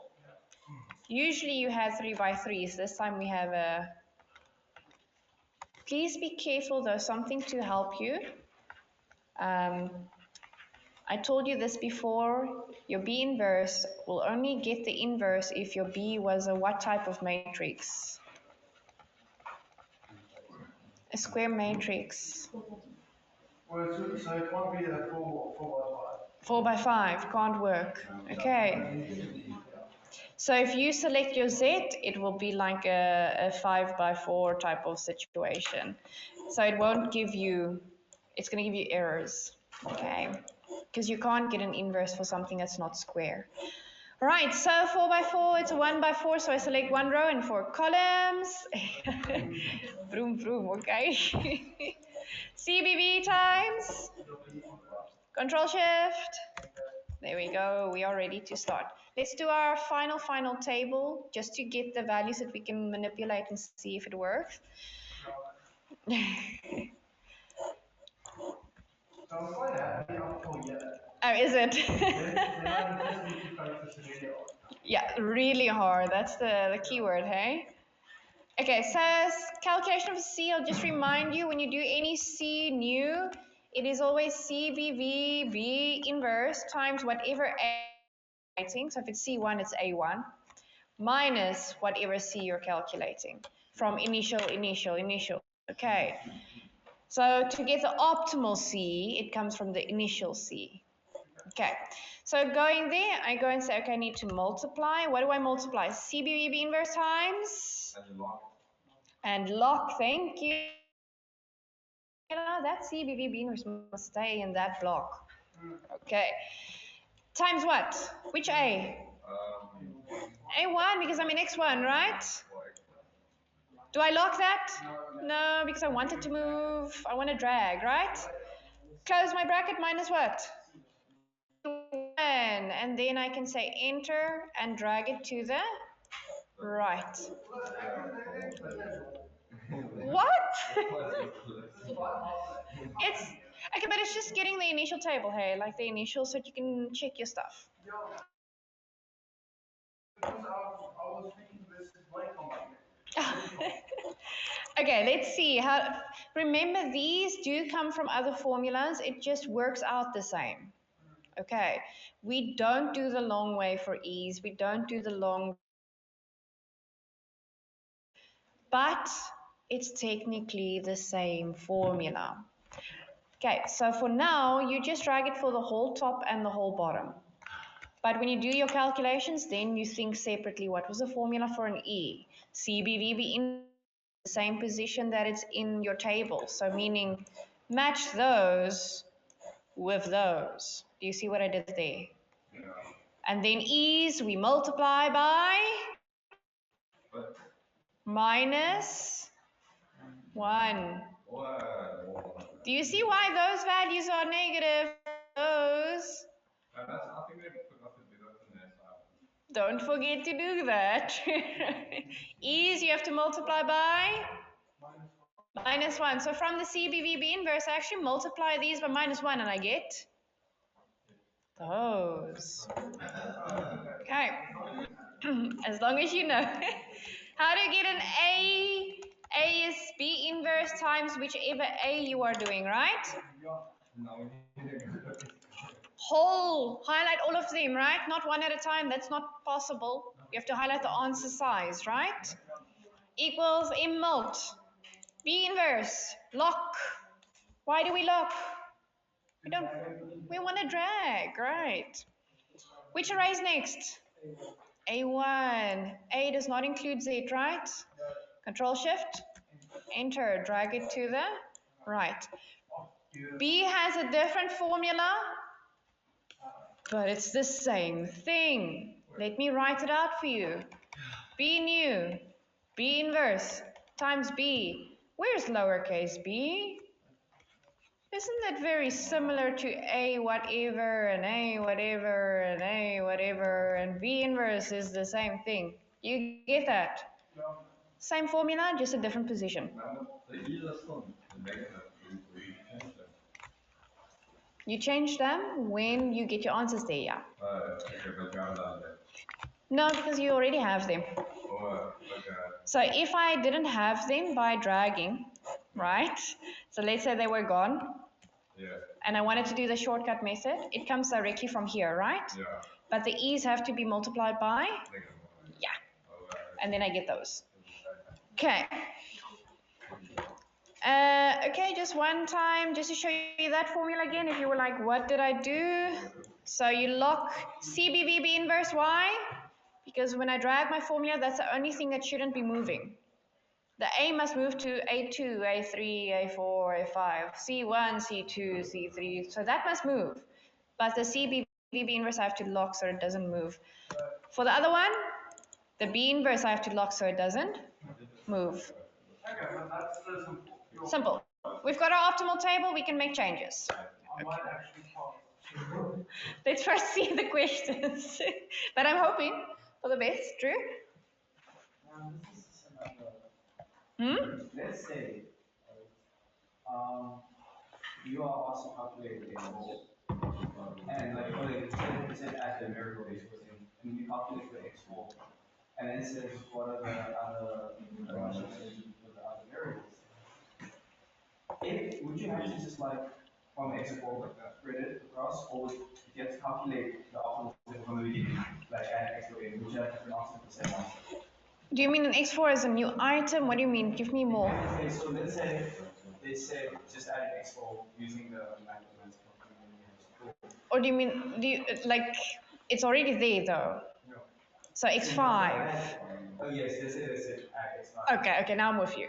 Okay, yeah? If you did that, right, and you wanted to check your answer, so then you added it in like from the beginning, would you get the same answer? But you have to add it from the beginning in terms of dual simplex. Yes. So if you go and redo the whole dual simplex or two-phase, whatever floats your boat, right? But if you do it from there, you're going to get the same answer for your optimal. You have a way to check. Yeah, very good observation. Matthew? Would they ever give us like the optimal table before starting all of this, before you work out your initial table? Or just the XPV values? Nothing else. And a paragraph with the rest of it. You mean like they give you the optimal table and the XPV? Yeah, they give you the optimal table, just the values you need and black out the rest. Good. But it would be weird. Because that means you're going to anyway calculate it just in case you get the rest. So I doubt that. They have to at least give you the LP or the scenario so that you can create your initial table. So the paragraph of your scenario will definitely be there to make the initial table, and then they have to give you at least this.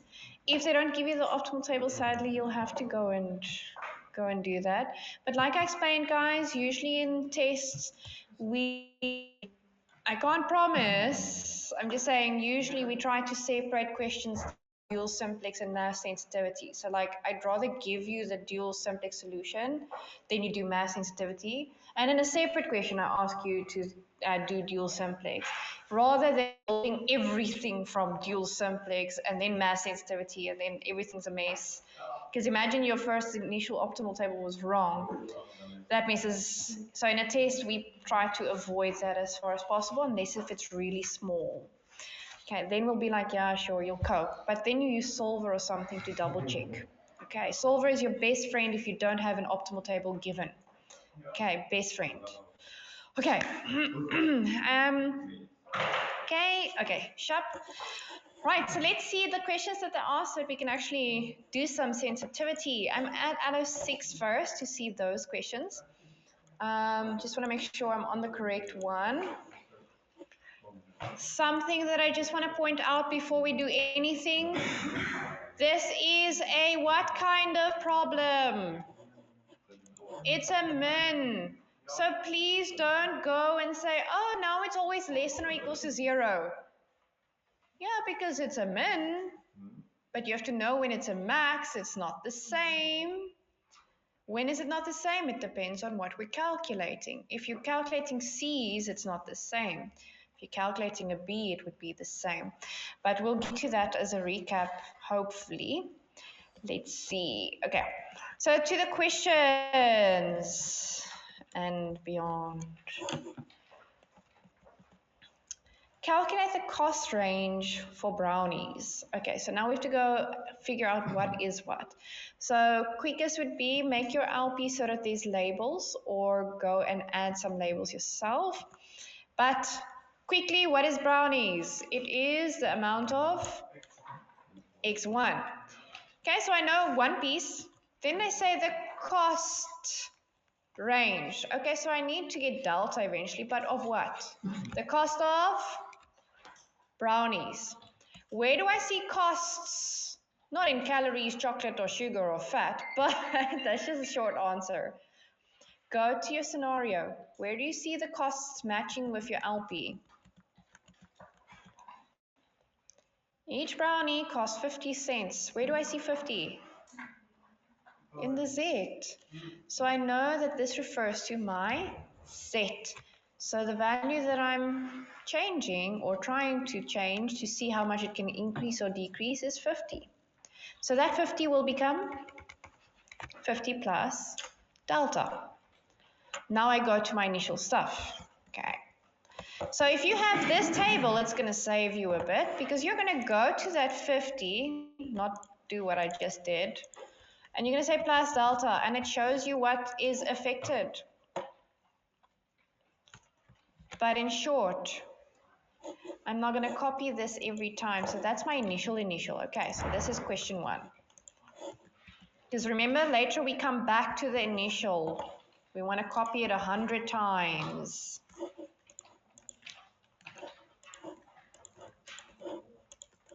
Okay, so I want that 50 to change. Now, first things first, it's a C value. So we have to determine, is it basic or non-basic? Is it basic or non-basic? Look here. If I had to say get X in BV, what is it? Look at your optimal table, obviously. Table, which ones are non-basic? X1, X4, read from left to right.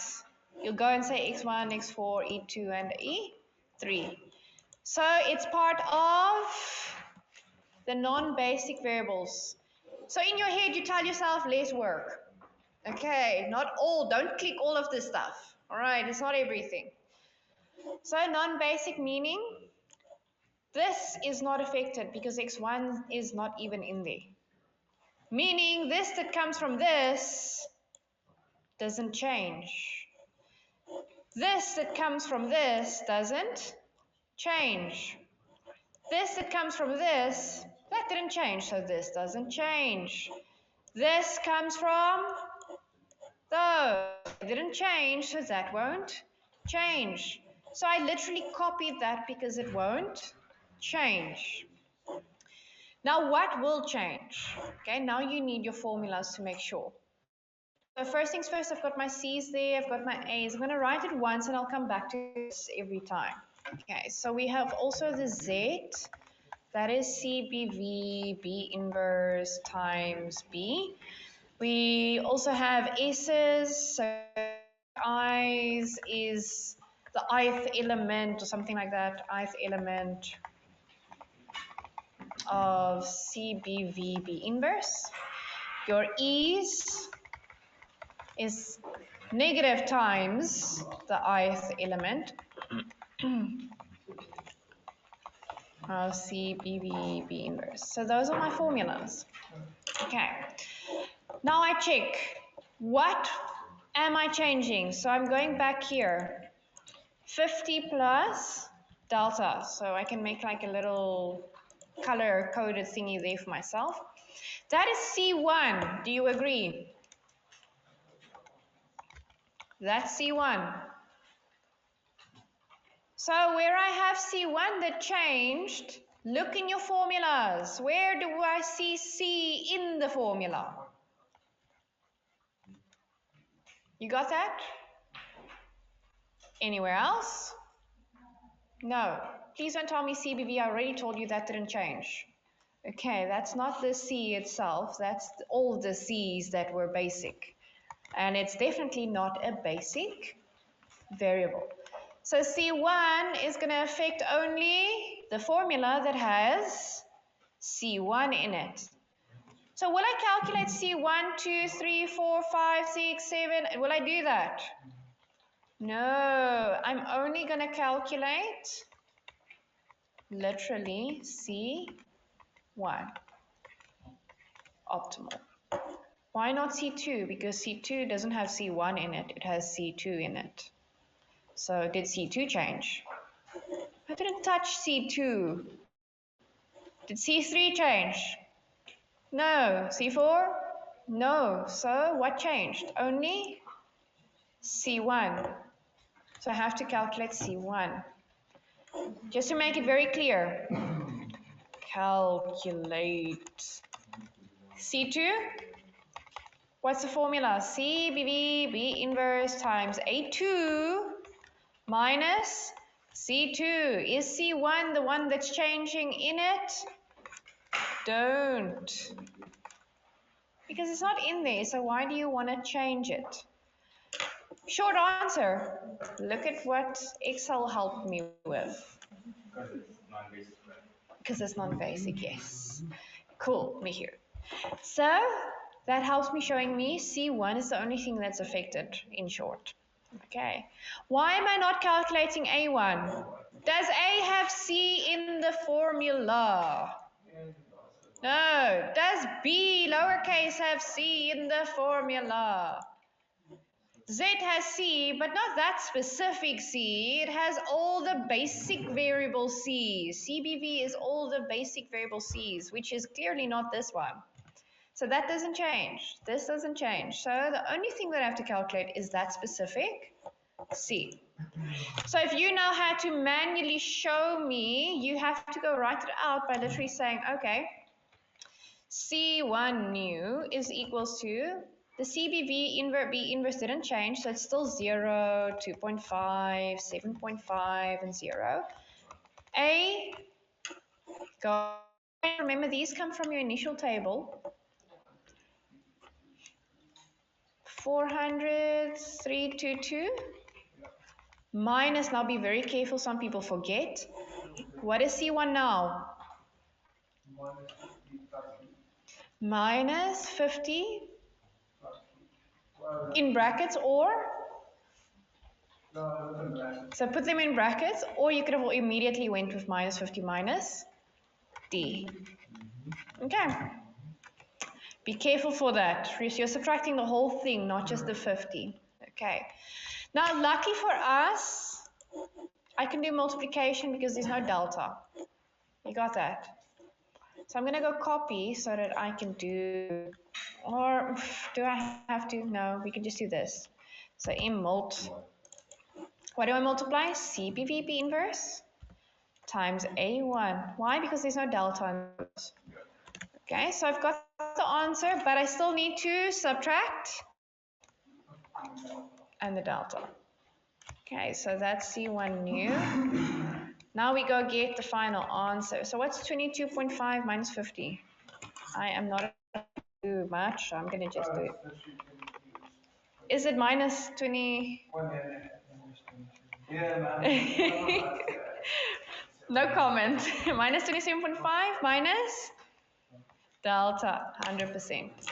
Now you have to be careful because a C is something you would pivot on, right? But depending on whether it's a max or a min problem. So please don't go and do greater than or equals to 0 because you saw it in my first example. You only do depending on what you will want. Meaning, if I go to, let's say, let me just undo that delta quickly just to show you.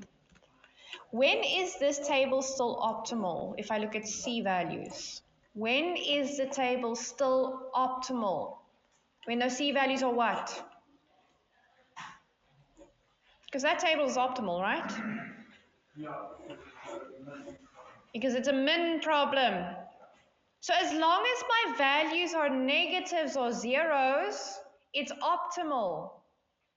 So what am I going to put as my range? What am I going to do there? As long as they're negative or 0, it's optimal.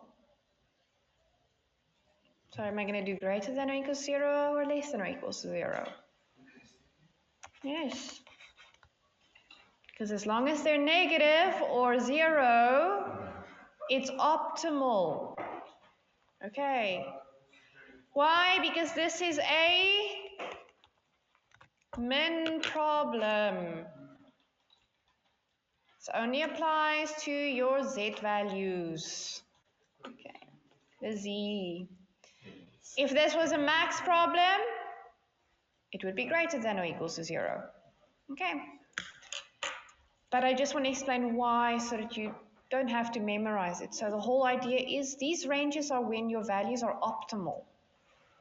So when are my values optimal? I look at the optimal table. Those values are optimal when they are negative or zeros. So less than or equals to 0. Okay. Now I can calculate. If min problem, let's say z equals 90 and then the change is 70, is it better or worse? So if your new value is 70, it's better because the min problem you want it to decrease. So the question was just if it's now a min problem and you did any change and that 90 became 70, it went less, right? For a min, I want less. So for this, it's opposite, so it's better, right? For a max, I would want it to go more. For a min, I want it to go less. So very good question there.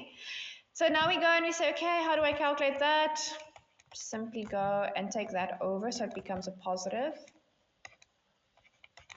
So that goes over. When you divide by a minus value in front of delta, meaning you divide throughout by minus, what happens to the sign? Changes. And that's our range. What is on the other side if I had to fill it in? If there's nothing there, it's no limit. Okay. It's okay. Remember, we normally put it in the of writing, which is that way around. Normally. How can I write it that way around? Swap these stuff. Does that make sense? Delta less than infinity. Delta greater than negative 27.5. Why is it not less than negative infinity? Can it be greater than negative 27 and also, yeah, that doesn't sound okay. Right. But just make sure you understand that. Let's go and test. So I want to test this range of ours. Let's see if I can copy all at once. Not there. It's being like a stepchild. I'm just joking. Okay, so now which value did I want to change? that Z value, right? So what's the original value? It's 50, okay? So an increase of whatever is fine. Why? Because a change of positive infinity is fine. So if I take 50 and I plus 100, change of 100 is still fine. Why? Will I pivot? For a min problem, you only pivot on the largest positive. Largest positive. Please don't tell me the Z because no. Right hand side is not a variable, okay? I know it's positive, but that's not, don't pivot there. Yeah, don't touch it, leave it. But these, it's a min problem, so you pivot on the largest positive. Is there? No, so it's still okay, it's still optimal. Okay, that looks promising. Let's go higher. 2020, I'm just going higher. You see it's still optimal. Telling me that that infinity makes somewhat sense. Because I can go higher and higher and higher. It's still optimal. But where's my cap going lower? So the original value was 50. Yes. So I can subtract. So if you wanted to go and say, I can go and subtract how much? What's my cap? A decrease of 27.5. So that's my cap. That's why it's 0, because past that, it's not going to be optimal anymore. Okay, so let's go past that to make sure. Isn't that something we need to pivot for a min problem? Yes, because I went past my limit. I subtracted how much? 28, which is past my limit of negative 27.5. So I had negative 28. That's outside of my range, so it will become suboptimal and I have to pivot. All right. What about subtracting 30? So from the original 50, if I subtract 30, what is it?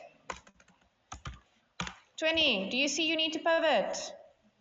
Because it's outside of my range. So if those values match with what I do in my range, I know I'm on the right track. Okay. But that's just a quick check. Matthew.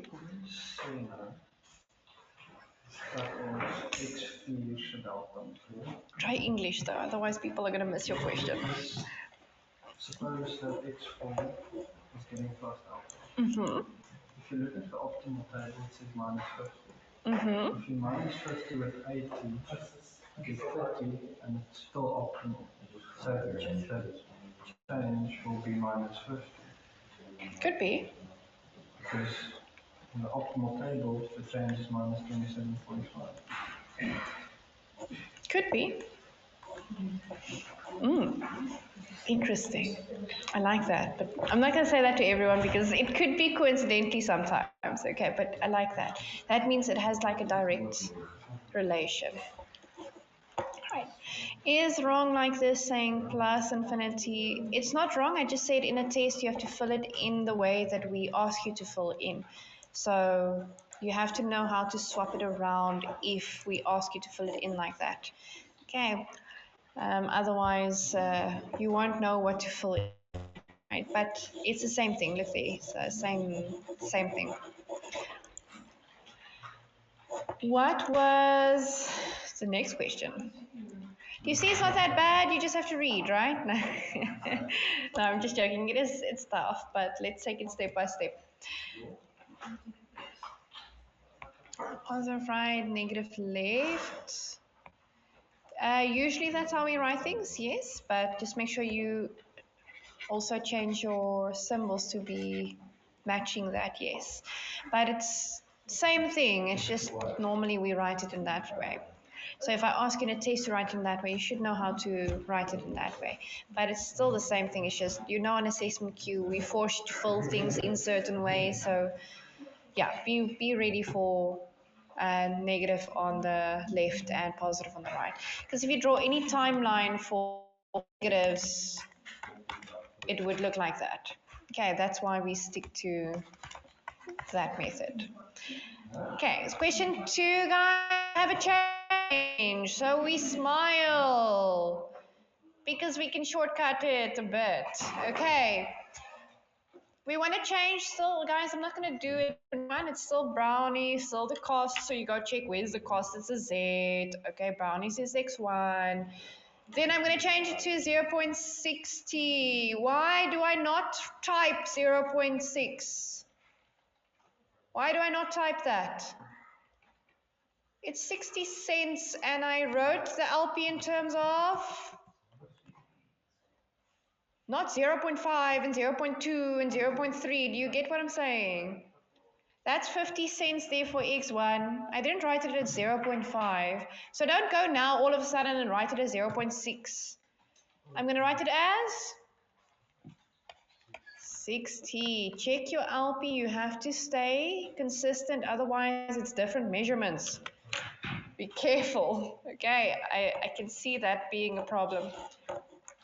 So copy and paste a new question. We're doing the next question. I don't know what you want to call your question, but there we go. If you want to call it to problem 1.2 or something, it's up to you.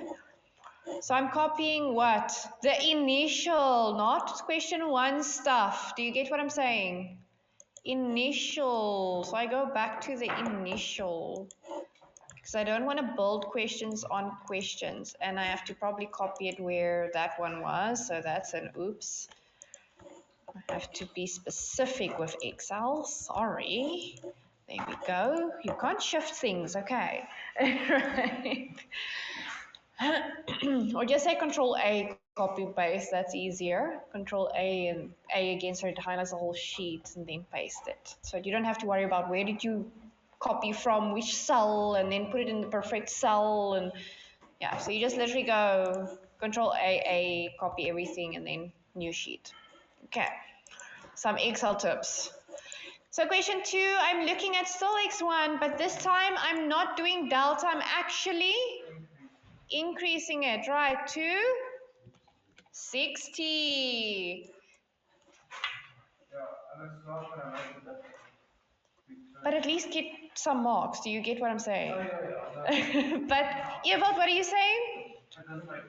Doesn't make a difference because you're not going to pivot. Do you see these are negatives? Min problem, do you pivot on negatives? For a max problem, you would have. But for a min problem, no. So it's still optimal, which means nothing will change. That's just what your range tells. Yes, your range told you that, right? A positive 10 is inside your range, so nothing would change. Nice, nice. Okay, so what do you do if I ask you to fill in the stuff? Where do I get these? Where do I blah, blah, blah? Okay, so I'm just going to show you the long, what did I actually do technically? Because you need to be able to answer me technically, right? Okay, so from the previous question, what was it you calculated when you calculated that C value? You only calculated C1 because it's non-basic and it's a C, not an A. You have to remember what to calculate when. What is the value? 0, 2.5, 7.5, 0. What is A1? 400, 322. What do I subtract for C1? Instead of 50, it's now 60. Do I have to go do that? No, because it's right there. Do you get what I'm saying? The other values, where do we get those? Technically, you're copy and pasting the optimal table. Look at the optimal table. Sorry for all those comments making it now. Here we go. So the only thing that changed was that one, right? Look at the rest of your values. Anything different? No, because nothing changed. So do I have to calculate? No, you can copy and paste. Because nothing changed. Right, none of these changed because the only change was literally C1. was the same as this question, only C1. Right. So did I have to pivot? No, because it is a min problem. Min problem, you pivot on positives in the Z. I'm not talking about those, I'm talking about these. Okay, in the Z. Armand, the CBBB inverse values are where you get your E's from, but you have to multiply them by -1. Remember the formula? So the formula for E's are the elements of CBBB inverse multiplied by -1. Okay, so it doesn't matter if it's a min or a max, you have to multiply them by -1. Only E's, because remember in your initial table you don't multiply them, so at the end you have to multiply them. Okay.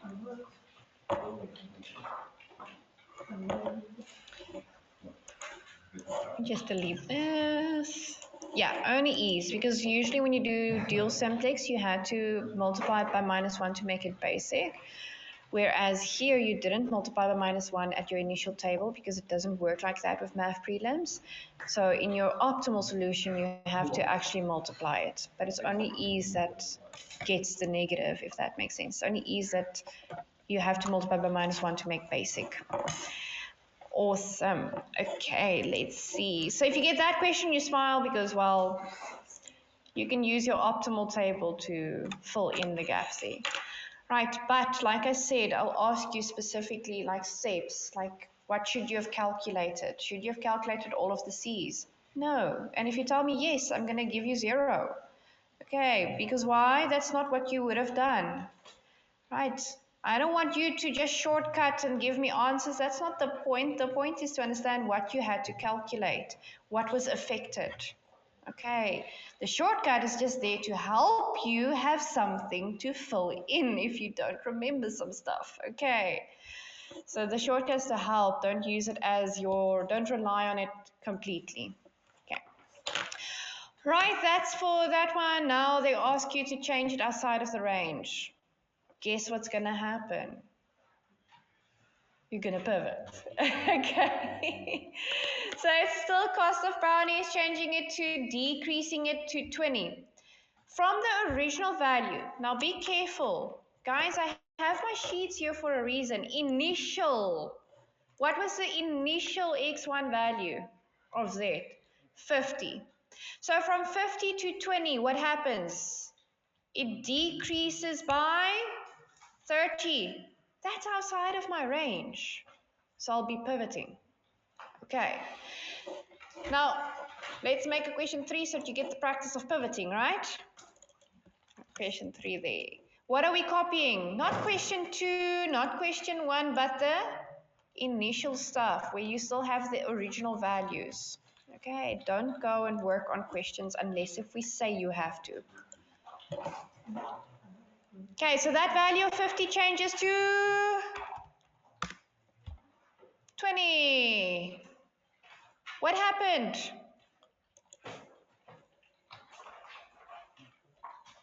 It becomes your pivot column. Very good, Matthew. Guys, just to make it very clear, what did you calculate? C1. That's it. The rest you copied from which table? Your optimal table. Changed except C1. That becomes positive, so I'm like, min problem. I need to pivot. We do our ratio test like we always do. Small is what? Positive.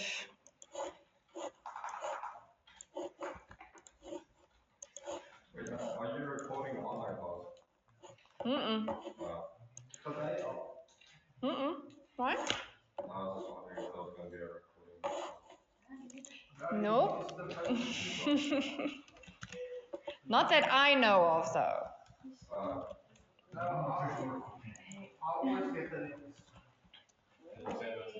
Yeah, well, that's if you do, you should not be saying that out loud. Yeah, like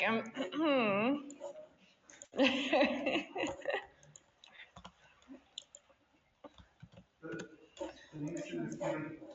Oh. say anything. Guys, why do I not pivot anymore? It's optimal. There are no more positives in the Z row. So this is my optimal, new optimal, meaning remove that star from the previous one because it's optimal. Okay, why? Because I had to pivot. Now what we normally do is, if we don't ask you more, you're done and you go on. But if I now go and ask you specific questions, you have to go to your original optimal table and compare. Know what changed, what happened. So this original one is my old. And now I've got a new. What changed? A lot.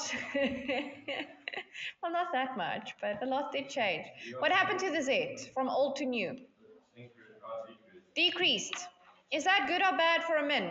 Good. On 9, good or bad for a min? So the old table is 90, new table is 86.67 or 66667 or whatever, just round to whatever we ask you to though. But it's good. For a min problem, you want it to decrease. Now let's see. X1 used to be? So nothing, right? But nothing. Non-basic. Close, close. What is X1 now? Okay, so if I asked you, did X1 become feasible to produce? Yes. Did the change become feasible, meaning in terms of your Z value, is that an improvement? Yes. Okay, but if this was a max problem, would I say it's an improvement? No. But it's a min, so decreasing is good. For a max, decreasing is bad. I mean, you don't want less profits. You want more. Okay, me here.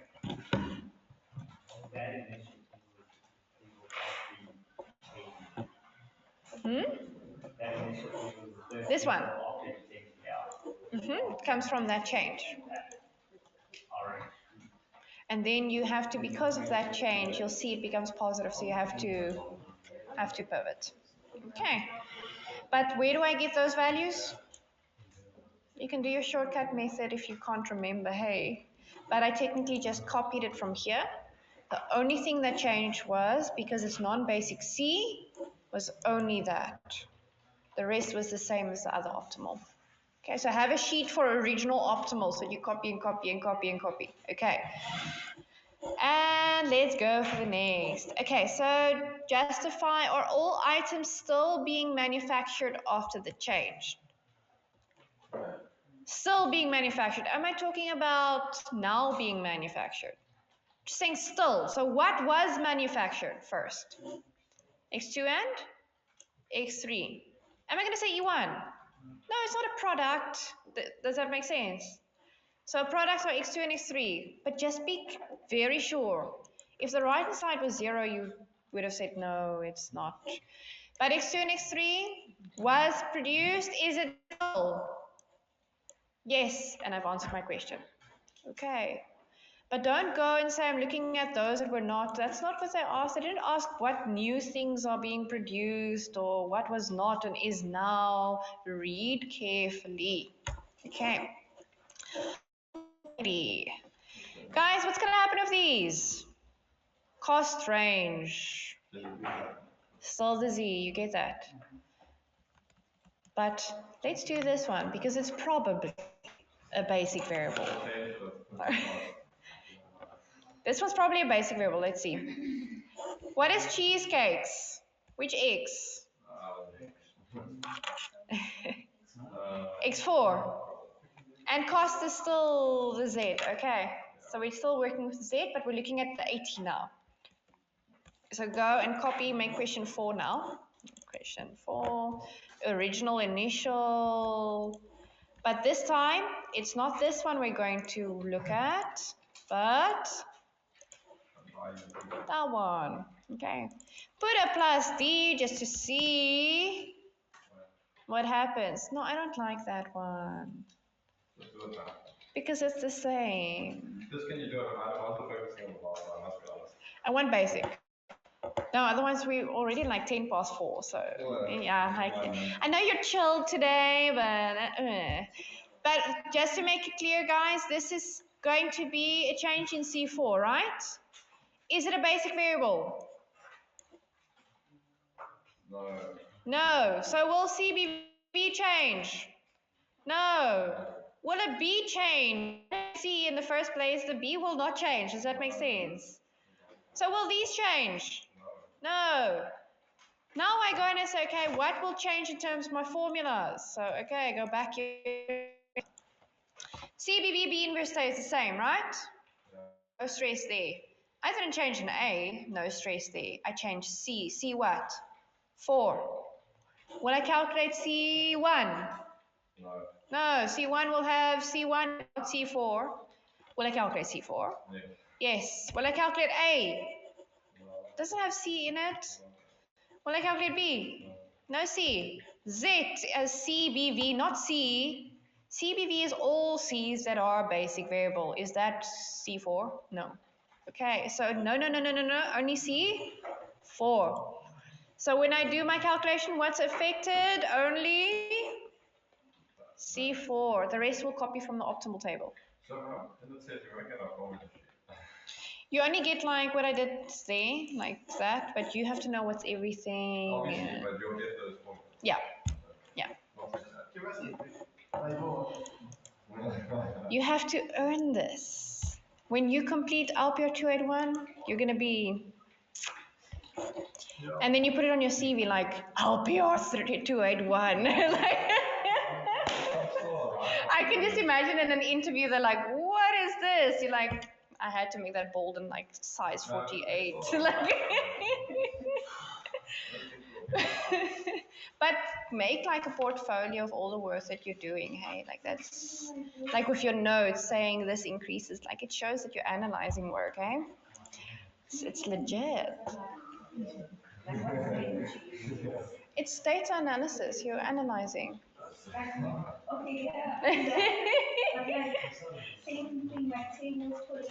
It depends on what they want you to do. So this is more like an introduction to operations research. So if you go more like into management and so, which I hope some of you will one day go into, you know, a lot of people don't use it because they don't know. So if you have a, I don't know, for example, if you data scientist, you'll be working on this. Probably. Computing or whatever. Yeah. It's a 381. No, 381 is nice, eh? It's because you don't have. So there's mathematics in like a few things, but it's like easy maths, and then only in the last week there's difficult maths. But it's like differentiation. But it's not integration, it's just differentiation. So it's not that bad. There are deltas, but not like this. Yeah, I'm still gonna use Excel. For a lot of stuff, it's more like on paper because we're teaching you the algorithm. You have to, in your own time, go and code those things because that's the point of it, right? But we teach you like the mathematics behind it. So you're technically doing it on paper, but if you got Excel and you can do like quick stuff, like make life easier, do it.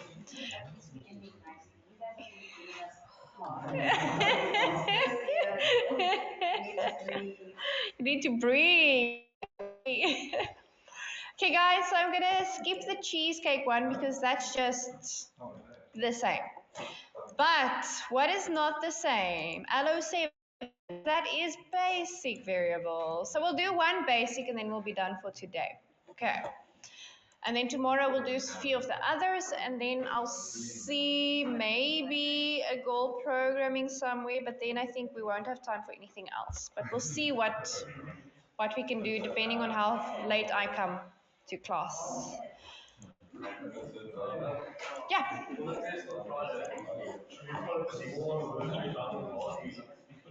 Last 2 weeks. Yeah. Focus more, but anything can come. But focus more.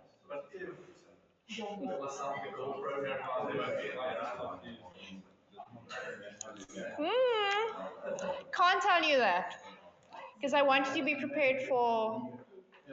Yeah. Let's see. So that's why I will go through it to make sure. Yeah, because next week there won't be time to recap or anything.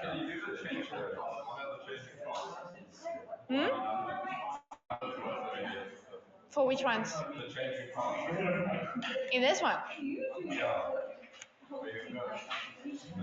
Okay.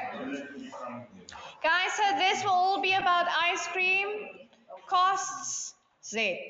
Okay. So you go and you check ice cream, X2, and the costs are in the Z. So I'm looking at 20. You get that? Okay, so labeling will definitely help. Make a new question. Now you go, I don't know what you want to call this one. Probably CBV question 1. Okay, because this is now basic variable C. Okay, coefficient of a basic variable. Just that's why they call it a C there, but okay. So let's call this CBV 1. Okay, copy your initial. I'm not working with X1. Which one was it? X2. If I put a delta there, if my Excel wants to put something there, what do you see? That changes. Which changes? That. More specifically, let's go to it. Okay, so first things first. That 20 is a C value. You got that, right? So, is that C value in my CBV? Yes, because it is X2. So that means that is affected. So whatever I do to that value, that will change. You got that? And if that changes, this whole thing will change. Okay, maybe not everything, but most of it. Okay. Because you multiply it with this times this. Now, if that changes, look at your formulas. CBVB inverse changed. Where do I see CBVB inverse? Let me use a different color. Let me be fancy with stars. Do you see it there? Do you see it there? Unfortunately, there as well. And there as well. And be careful, will it only be C3? No, because it's the CBVB inverse, which is in C1, 2, 3, and 4. Do you get what I'm saying? If I calculate C1, it has CBVB inverse in it, right? C2, CBVB inverse in it, yes. C3, CBVB inverse in it, and the change of C. You get that? It changes everything it has CBV in it. Okay, so the A, luckily, no, because there's no C or CBV. Okay, this one? No? But the rest? So what does that mean in terms of my table? Remember, this is C2, so I have to recalculate those, right?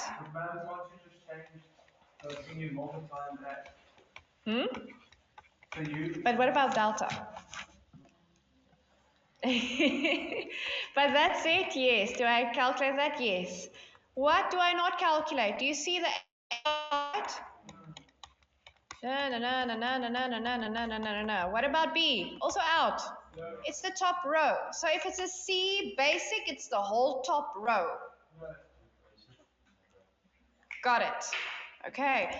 So we have to now go and do the whole top row. All right. But we're going to do a delta now. It's going to be something. So let me first go and just show you. Remember, you're putting the delta literally in there. Do you get that? So I have to recalculate this. So I need to calculate the new CBV inverse.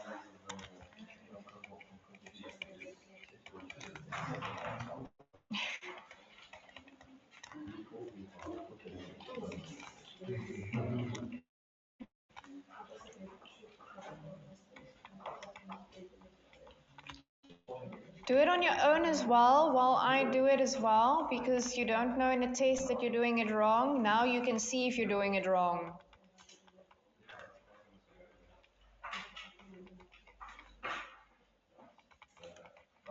Hmm. One of the questions in our assignments, we have to find the range of a constraint, but the actual range is 0.6666667, Mm-hmm. which gets it exactly to zero. But then if we round it, we have to have one decimals of 0.7. Yeah, that's why I said in your calculations you don't round, but when filling in you do round. But are we going to get marked wrong for putting 0.7? Because if you put 0.7, it goes with marked wrong. No, you won't be marked wrong. I asked you to round. So you Because I can't expect you to write 0.66666666666. It's gonna go. Technically. it's only 9. Do you want to type 9? It's 9. But I mean, if you want to type 9, you can go for it.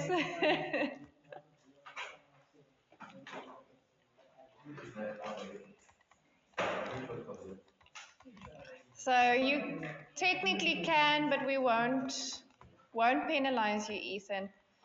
Round to the decimal places we ask, because we don't want people to write, like you can write 0.66667 because it will still work, and someone else can write like 7 decimal places, and so we round it to what we specified.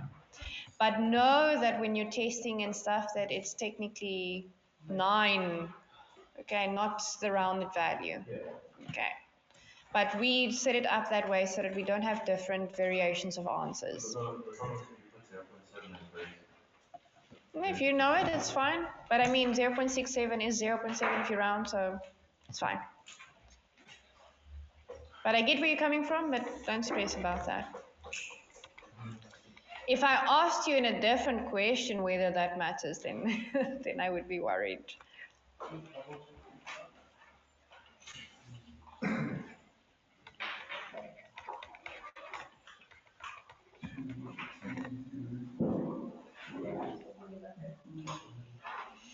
I think we're gonna run out of time, hey? Yes, that's a lot of work. Yeah. And we get paid overtime. Okay, no, man, that's just In our dreams, yes. we won't get something as big as that in the test, You probably will. You probably will. But it's not going to be all the questions, so. But it's going to be a large one, most likely. So if you know beforehand it's there, why not go and practice for it?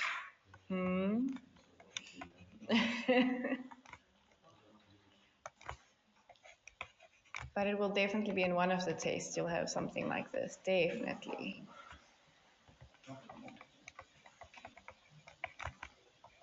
Let's see this. I'm just writing it below because I don't have space before I lose what I can see. No, it's going to be 0, 2. Yeah, I'll click now. I see the flashing there behind me. The countdown. How far are we with the countdown? 8 seconds. It's the final countdown.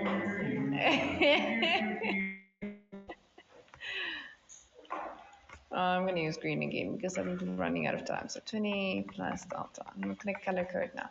Guys, but if you see zeros, do you really have to write this out? You smile. You smile and you just say 0. Do you get that? Right. I'm just writing it out to show you where did I get my values from. Most of that room. But the values will be very similar to what? Optimal total. Your CBVB inverse that you used to have. What? Will be very similar. It will show you what to do with your deltas.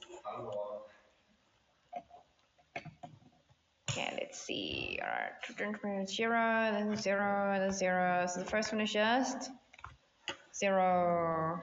Did I get a 0?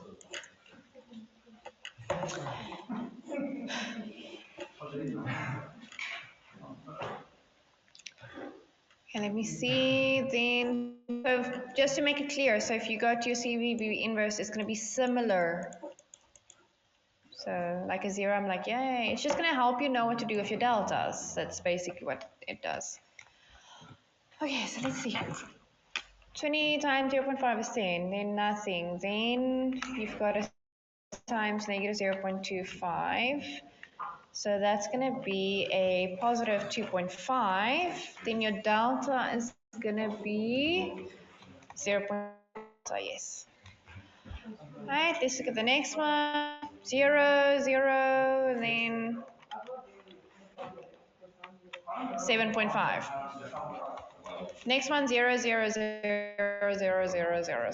A, B, B, B, B inverse.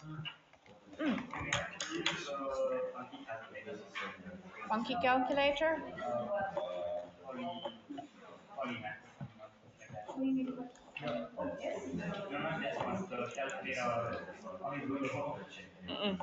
Nope. Nope. We want to see that you know how to do this. Okay, guys, I'm just going to write there what you need to go calculate, right? So with this new CBVB inverse that you now found, you need to calculate C1, C2, C3, as well as C4. Now guys, those are easy. It's just CBVB inverse times the original A. But be careful for the C that has the delta. A lot of people skip that. If you go and you calculate, which one is it? C2.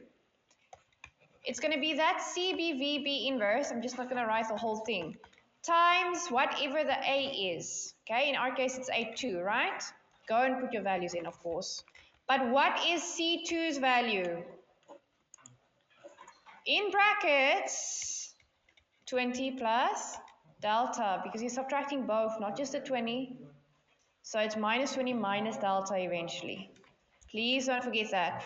Then the next thing, so for those of you that have been asking about the e's a few times, guys, what I want to make very clear, the order that you have in your tables is the positions in your CBVB inverse. So if you've got an equals constraint, hint, hint, copy the order. Okay, but I'm not going to say more than that. So what is E1? 0 times negative what is just, do you get that? And S you won't multiply by minus, you get that? E2, what is E2? Negative 2.5? Minus 0.5 delta. Okay, times by minus 1 throughout. What is E3? Negative 7.5. What is E4? 0. You got that? Then you need to also calculate what? The last thing that you need to calculate before you can get the range. Right hand side, Z, which is CBV B inverse times lowercase b. But you will not, don't use in range. Why? Because you never pivot on the Z value. It's just to show what happened to the Z value. But when you calculate your range, you use it from any other deltas in the C's or the E's or the S's. Okay, because when you pivot, do you pivot on that? You pivot here. So those are, if there are deltas, you'll be using that to calculate your range. So are you okay with that? Will you be able to do that? Yeah. That was kind of the biggest thing though. Literally the biggest one. We'll recap tomorrow the few of them and then goal programming, but we'll see how far we can get as much as possible. It's a pleasure. I'll see you tomorrow. Remember, I'm going to be a bit late, but just wait. Okay. I'm going to just online say goodbye so I can do attendance in class. So don't run out quickly, Aiden. Just give me 1 second. Bye online.